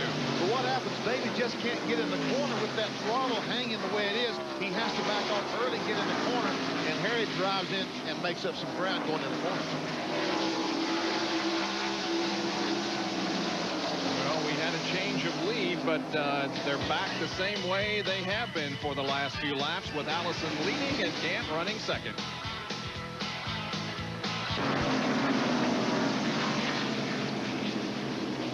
Well, they were about ready for pit stops, fellas. Now they get to make them during a caution. Allison is in, Gant is in, so is Mark Martin. Jerry Punch is there. The problem with the throttle linkage will create a problem also for their pit stop. They can only change 2 tires at a time, but because you can only have 7 men over the wall. They will change 2 tires on the right side. It'll cost them some time on the left side of the car because they have to have 2 guys working underneath the hood. They're taking the breather off, and they're trying to make sure they don't get more than 7 men over the wall. They have the cars shut off now. They have the left side tires on, and the crowd applauding here as they watch Davey Allison's car as Harry Gant now moves down pit road. They've taken the breather off. They lowered the hood, and Davey Allison, they are going to hold Davey Allison because he had an extra man over the wall. and they wanted to put the breather back on the car. They're telling him he has to put the breather back on the car. And let's listen.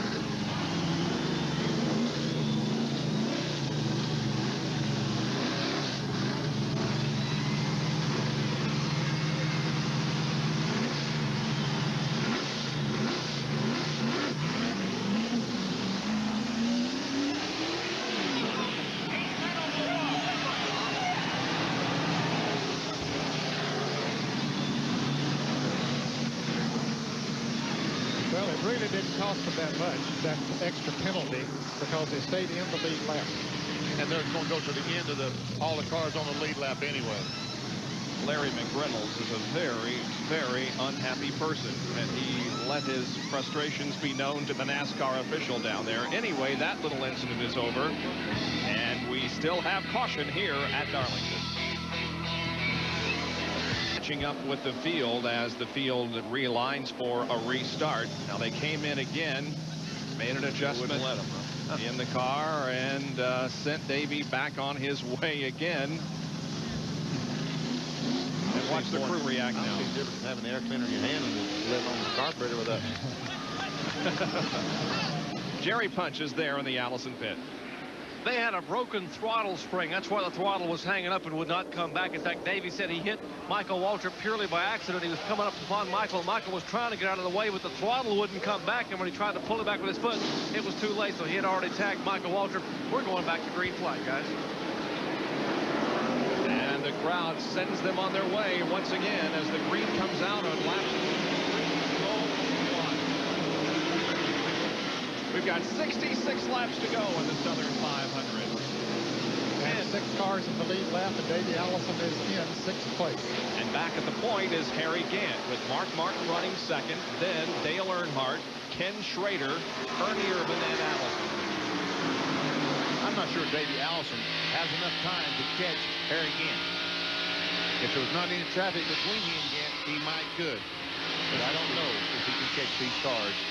There he goes. That's Kyle Petty going by. Where is Davey? There he is, back behind on the inside of Sterling Marlin. He's got a lot of racetrack to make up, doesn't he? A lot of racetrack to make up to catch Harry Gant, as well as Gant's running. Nearly touching Jeff Bodine as they came off the second corner, but Allison passes him.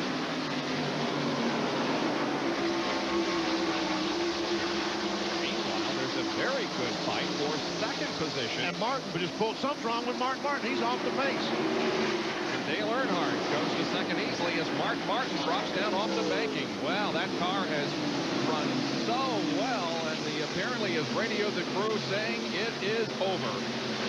See a little bit of smoke out the back end, but in any case, Mark Martin, who has had such a great run here at the 500 and a great run in total since Charlotte, as a matter of fact, moving up to 3rd in the point standings, now suffers a misfortune here late in the Southern 500.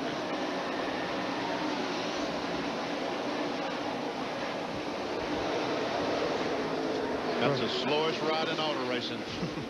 One lap around the racetrack with no power. Now here's second and third.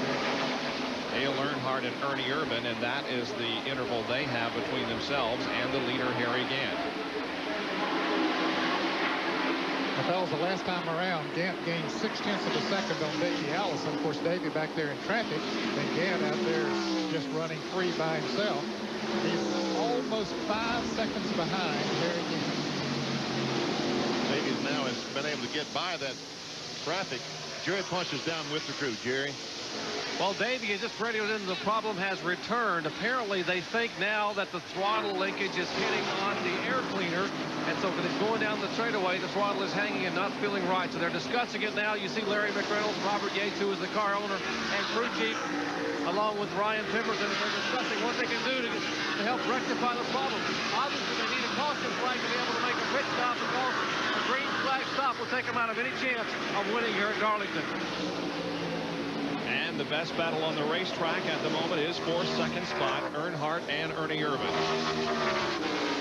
5 cars now in the lead lap. They are Harry Gant, of course, Dale Earnhardt in second, Ernie Irvan third, Ken Schrader fourth, and in 5th place is Davey Allison. Kyle Petty now up to 6th, 1 lap down. And second place about to change. Yep, there goes Ernie.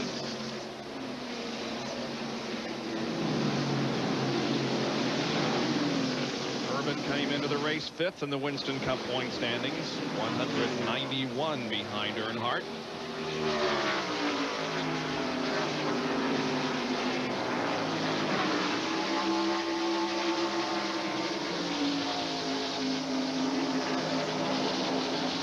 Earnhardt's car looks like it's running a little bit better than it has been earlier, so it looks like Richard Kirk and the crew has made some adjustments in this last pit stop.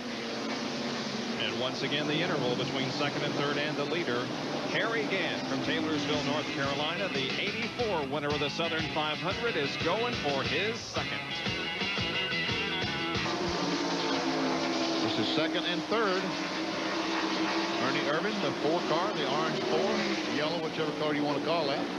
We know that the color behind is black. That's Dale Earnhardt, the black 3. You know, one of the interesting things about that first Southern 500 was that Johnny Mance won it. He qualified at 73.4 and won at an average of 75.5. He figured his place out. He went along. He went along. That's right. There's Ken Schrader. He's on the lead lap in 4th position. He certainly has had a good afternoon. And how about this? Kyle Petty. Boy, you got to really give him a call, because with that broken leg that has put him out of contention for so long, he has come back with a vengeance here, and he's done it with some mechanical problems. Yes, the car was just ill to begin with, and they've adjusted on the car, and right now Kyle is about as fast as anyone. Running in 6th place. On back is Jeff Bodine in number 11. He is 2 laps down the leader, being shown in 10th position. And next is the car number 10 of Derek Cope, having a good run here today. He is in 7th position, 1 lap down to the leader. There's Sterling Marlin and Terry Labonte. That's a race for position of Max Klaus Ford, the Sunoco Oldsmobile, and that's a race for the 8th spot. Derek Cope, we saw just a moment ago, in front of these fellas. You know, Terry Labonte won the Southern 500 back in 1980, and he only led 2 laps in registering that win. I remember I was in a big crash down in turn 1 as he went motoring by. Bill Elliott, he is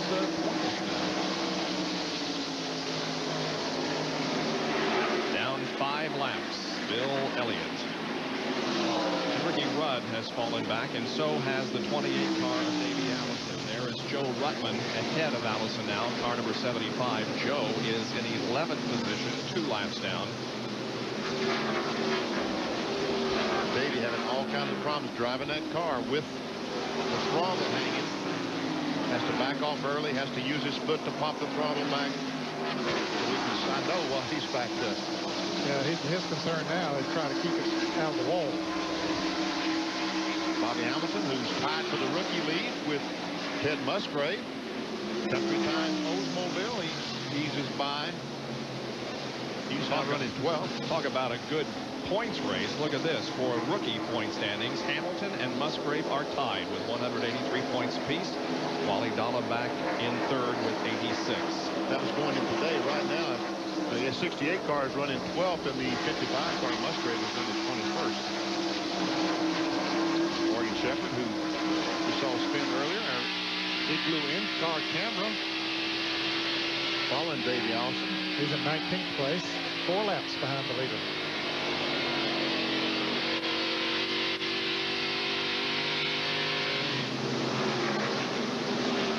So DW, Darrell Waltrip, the Western Auto Chevrolet. He is in 25th spot. He is 14. Is that 15 laps down? 15 laps down. Hut Strickland, the Revested Buick. He's in the 14th spot. There's Brett Bodine, the 26 car. He's 15th. Right behind him will be the 47 car, Greg Sachs. And he is 22nd, 8 laps down.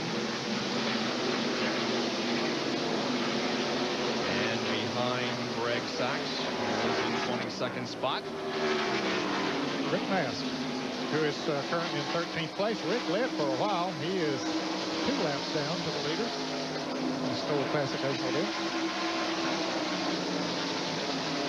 There's Richard Petty, the king. He's 16th. And 5-car is running 17th. So these cars are running for position.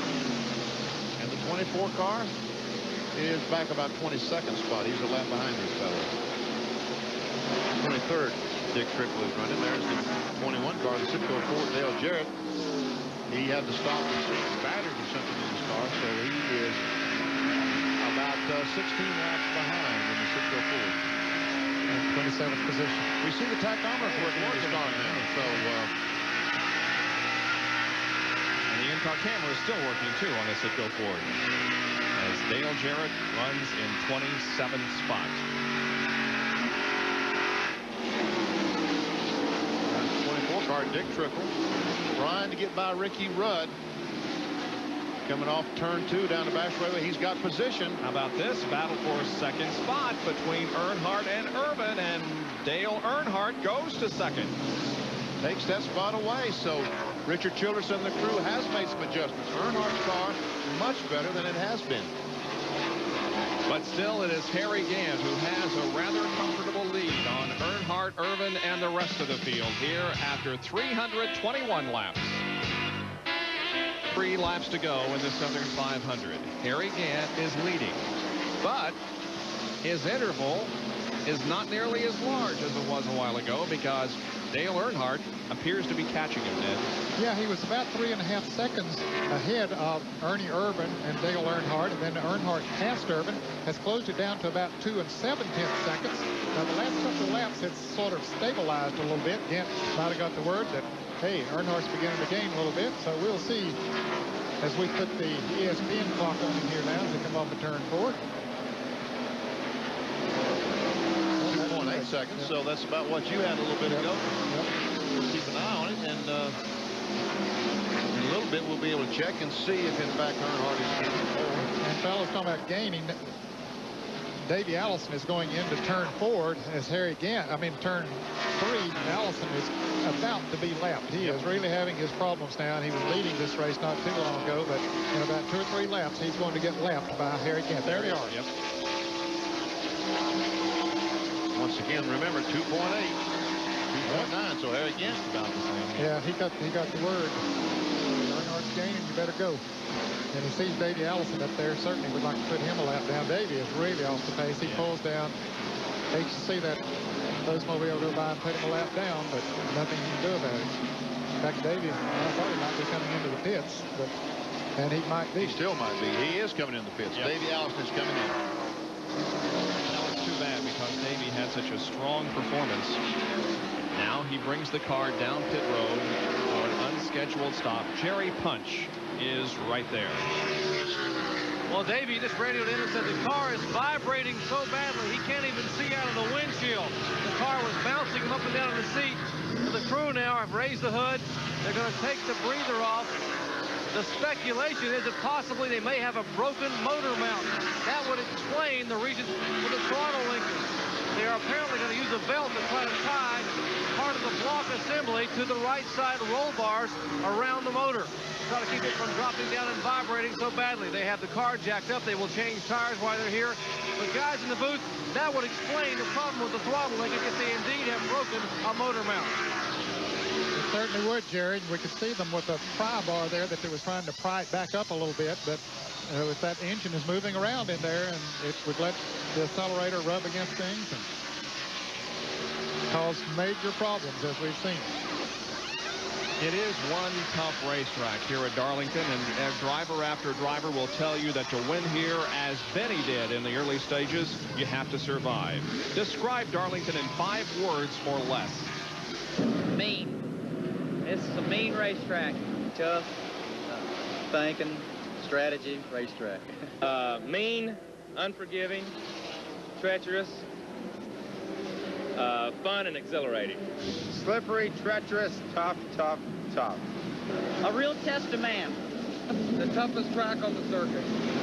A very unique, challenging track. The greatest. She's a tough old girl. Tough. That pretty much says it, doesn't it? Pretty much says it, yeah. No one said it's a piece of cake. I'll tell you that. Kyle Petty said it was fun, but that was about as close to a compliment as you got.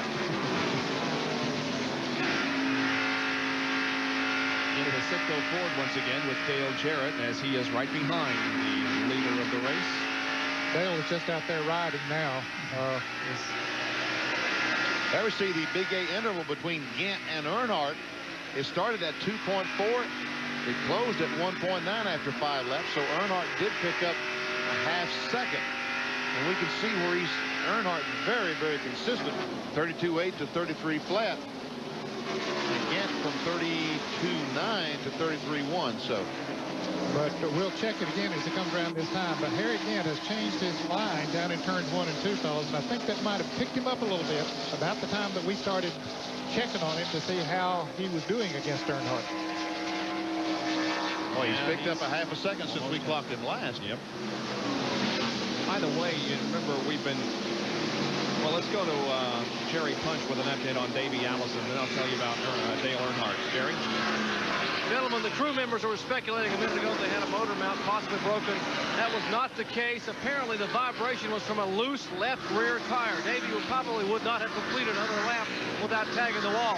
The left rear tire has been replaced, and the car is running very smoothly now. He still has a throttle sticking intermittently, but he certainly does not have the vibration he had some 15 laps ago. But the damage is done. Davey Allison finds himself now 5 laps behind the leader, back in 18th position. Dale Earnhardt has not had a real good run here in the last 2-3 races. In fact, he has lost some Winston Cup points, shaving the advantage to over 60 over Ricky Rudd. But now Earnhardt is gaining back all of the points that he has lost, because the drivers, 2nd, 3rd, and 4th in the points, all have had their problems today. So Earnhardt may not necessarily win the race, but he is going to gain back some points, and I'm sure he has his sights set on the $1 million that the Winston Cup champion will take home in the NASCAR banquet the first weekend of December in New York City. Earnhardt still remains second to Harry Gant, the leader of the Southern 500, with 334 laps completed. We'll take another break and be back with more in a moment. Out of Rick almost got on the side of the wall. Yeah, I think Rick was holding his line up there, and Harry just got loose going into the turn and slid up into him. And there's what our Western Auto mechanic of the race is, this man, Andy Petrie, on the Harry Gant crew. Congratulations to Andy, the Western Auto mechanic of the race. So Bob, you know, Dale Jarrett has his Busch Grand National car is owned by DHA Racing Incorporated. That happens to be Dale's initials, but that has nothing to do with the name of that corporation. Dale Jarrett, Andy Petrie, and Jimmy Newsom started that company. It's their first initial of their first names. And of course, Dale and Andy still in the racing business. And that name still goes on in the Busch Grand National. Andy Petrie is my crew chief over with Precision Products Racing for 3 or 4 years. Good man. That's very good. Do another interval here, see how much of a lead Harry Gant has on Dale Earnhardt. Earnhardt's got a little bit of traffic. It was 2.4 the last time. Now it's 2.7. So Harry Gant has gained a little bit on Dale Earnhardt. Both of them in traffic. Gant now coming up on Hut Strickland. Boy, he off that corner on the line, looked like. He got high up in 1 and 2 in the middle of the corner. Big blue in-car camera with Morgan Shepherd. That's Earnhardt. Oh, we hear Morgan get off the gas, just completely off the gas now to try to get the car through that corner.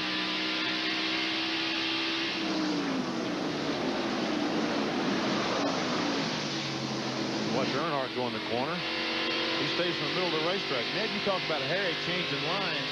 He started running a lot higher down in 1 and 2. Yeah, he did. He started going up about a car width higher than he had been running. He'd been keeping the car low on the racetrack. And we saw him that one time go in under Rick Wilson and slid up there. So the car seems to be just working better in the higher grade. But it's really, again, all afternoon been getting through turns 3 and 4. Watch for your favorite driver now to pass by. The clock in the upper right will tell you how far your driver is behind the leader as far as positioning on the racetrack, not necessarily laps, but here comes Kyle Petty. Off the 4th corner is Cope, then Baker, Jeff Bodine. Barely Martin, Sterling Marlin, Bill Elliott, Joe Rutten, Bobby Hamilton, Walter brothers. Greg Sachs. And Dan, a lap at 33.3, and that's a speed of 137.676. A lot of threes on those numbers, a lot of threes on that car.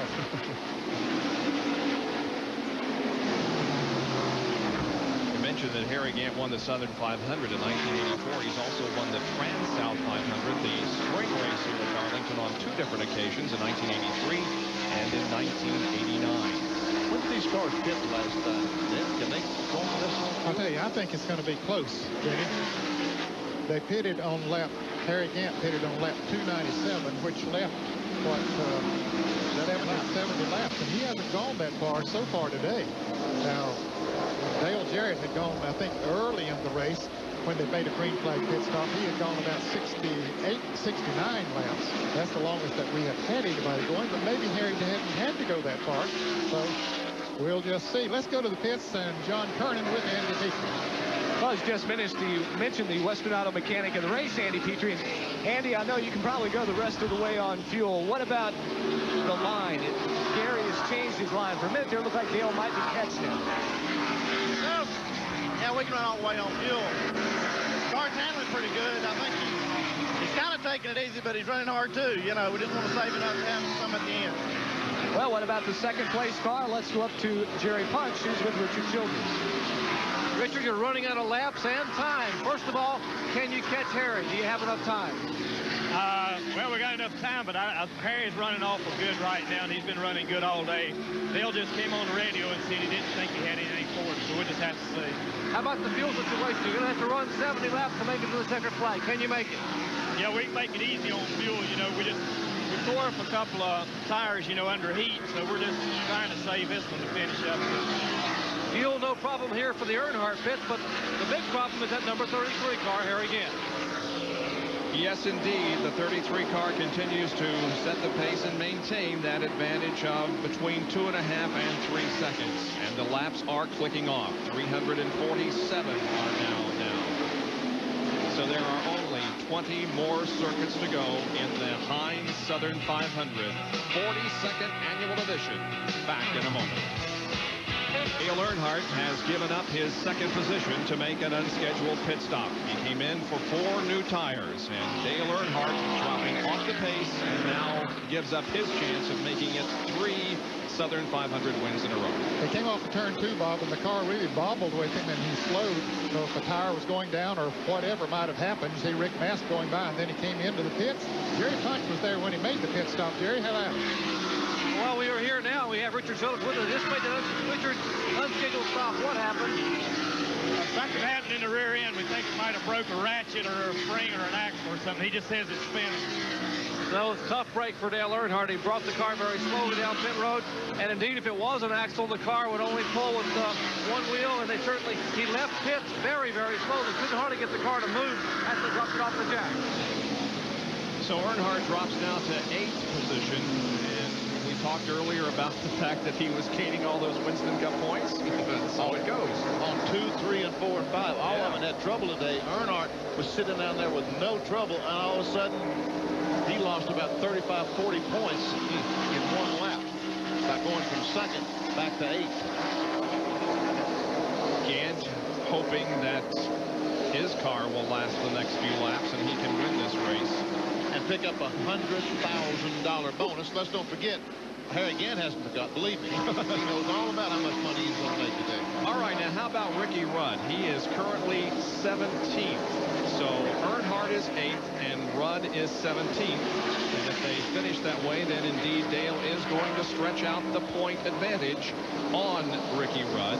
And he will also he'll lose a few points to Ernie Irvin, who currently is in 2nd position. Yeah, he's going to be the big gainer in this situation if he hangs on to 2nd. And again, the quest for the Cup point standings. There's how close it is between Earnhardt and Rudd, but Ernie Irvan in 5th position in the point standings can make gain some points. Well, he'll go right by Davey Allison, Mark Martin, and gain substantially on Earnhardt and Rudd if things just stay the same. We're going to have a point battle right down to the end. It looks like it could be between more than 2 drivers.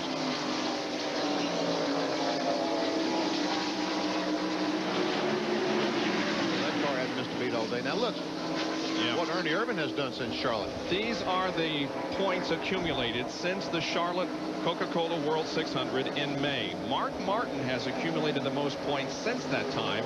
Ernie Irvan second, and there you can see that Dale Earnhardt, the Winston Cup points leader, is 4th on the list. If we add today's race in there, Ernie Irvan and Mark Martin would be about the same. Yep. Ooh, Morgan Shepherd almost took the ball in wrong. Excuse me, I didn't mean to do that. But I'll have to see him almost driving the wall, and Harry Gant just goes by the car. Looks like it's on the rail. 12 more laps to go in the Southern 500 on a hot and humid afternoon in South Carolina. We'll be right back. Harry Gant leads the Southern 500 with 9 more laps to go. That completes lap number 358.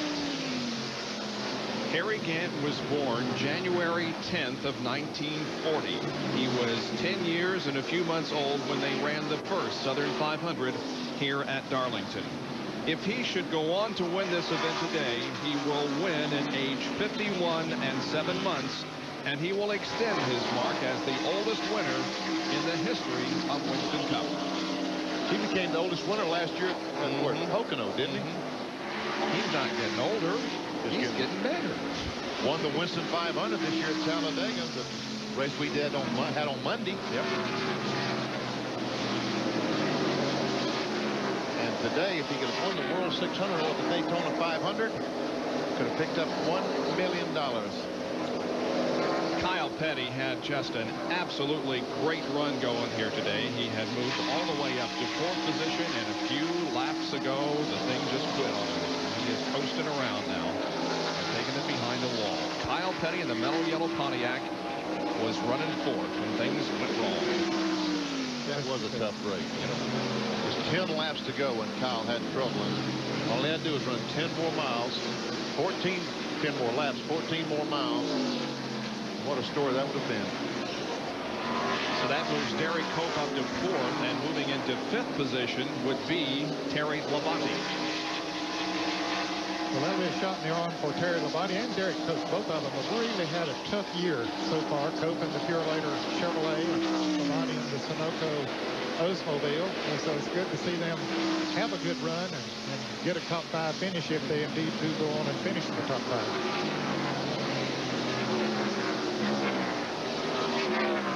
Harry Gant is looking for his 13th career victory. As you mentioned, Benny, his most recent win was at Talladega back in May. We televised live for you here on ESPN. 5 laps to go. 5 more. They said no problem with fuel. Second place is Ernie Irvan. There he is, crossing the line. There are now only 3 cars on the lap besides Gant and Ernie Irvan. The other car is Ken Schrader.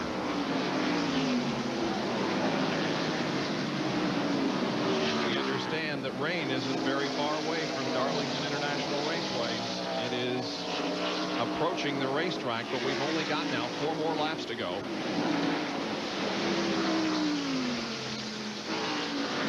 Leo Jackson, the owner of Harry Gant's car. Is that a smile I see on his face? No, that's nervous. That's what that is. Guaranteed. Just saying a little prayer there, and so hoping that everything will continue to go okay. He knows Harry's going to drive the car very carefully these last few laps. 364 laps are completed. 3 to go. Davey Allison back on the track. We saw just go by. He's running fast now. Yes, he is after he got the left rear tire. up. Davis climbed back up to 12th place now. Was down about 17th or 18th after he made that pit stop.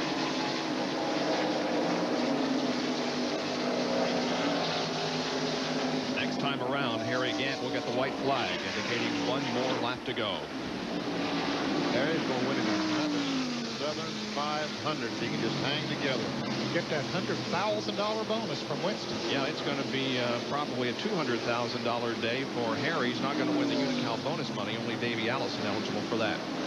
That fellow with the glasses we saw just sit in there is Charlie Presley, brother of Robert Presley, the Busch Grand National driver. He's a jackman on the Skull Oldsmobile. Doyle Ford has the white flag in hand. Now he waves it, and Harry Gant passes underneath the starter stand with 1.3 miles to go before he wins his second Southern 500. Harry Gant from Taylorsville, North Carolina, 51 years old. Looking for his 13th career win. This will give him 2 Southern 500 victories, and it will give him 4 total wins here at the track too tough to tame. Harry Gant comes off the 4th corner. The crowd is on its feet. They're cheering for him. Harry Gant wins the Southern 500. Finishing just ahead of the guy who ran so well here in the early stages of the race, Davey Allison, but who ends up in 12th spot. And the Skoal Bandit crew celebrates, and so does the crowd here at Darlington. Let's go to John Kernan. Well, a very happy Andy Petrie getting congratulated. Well, Andy, what do you... getting some words now from the car owner.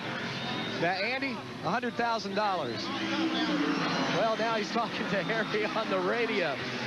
$100,000 win today, an extra bonus. Yeah, I tell you, that's really nice. You know, I really keep my fingers crossed, and still just now sinking in.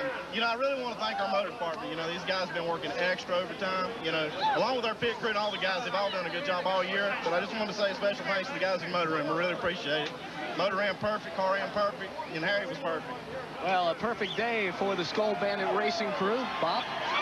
Thank you, John. Congratulations to Andy, Harry, and everybody else on the Skoal Bandit crew. Harry Gant has won the 1991 edition of the Southern 500. We'll talk to him after this. Very competitive Heinz Southern 500 has come to an end for the 42nd time here at Darlington International Raceway in South Carolina, and the winner is Harry Gant.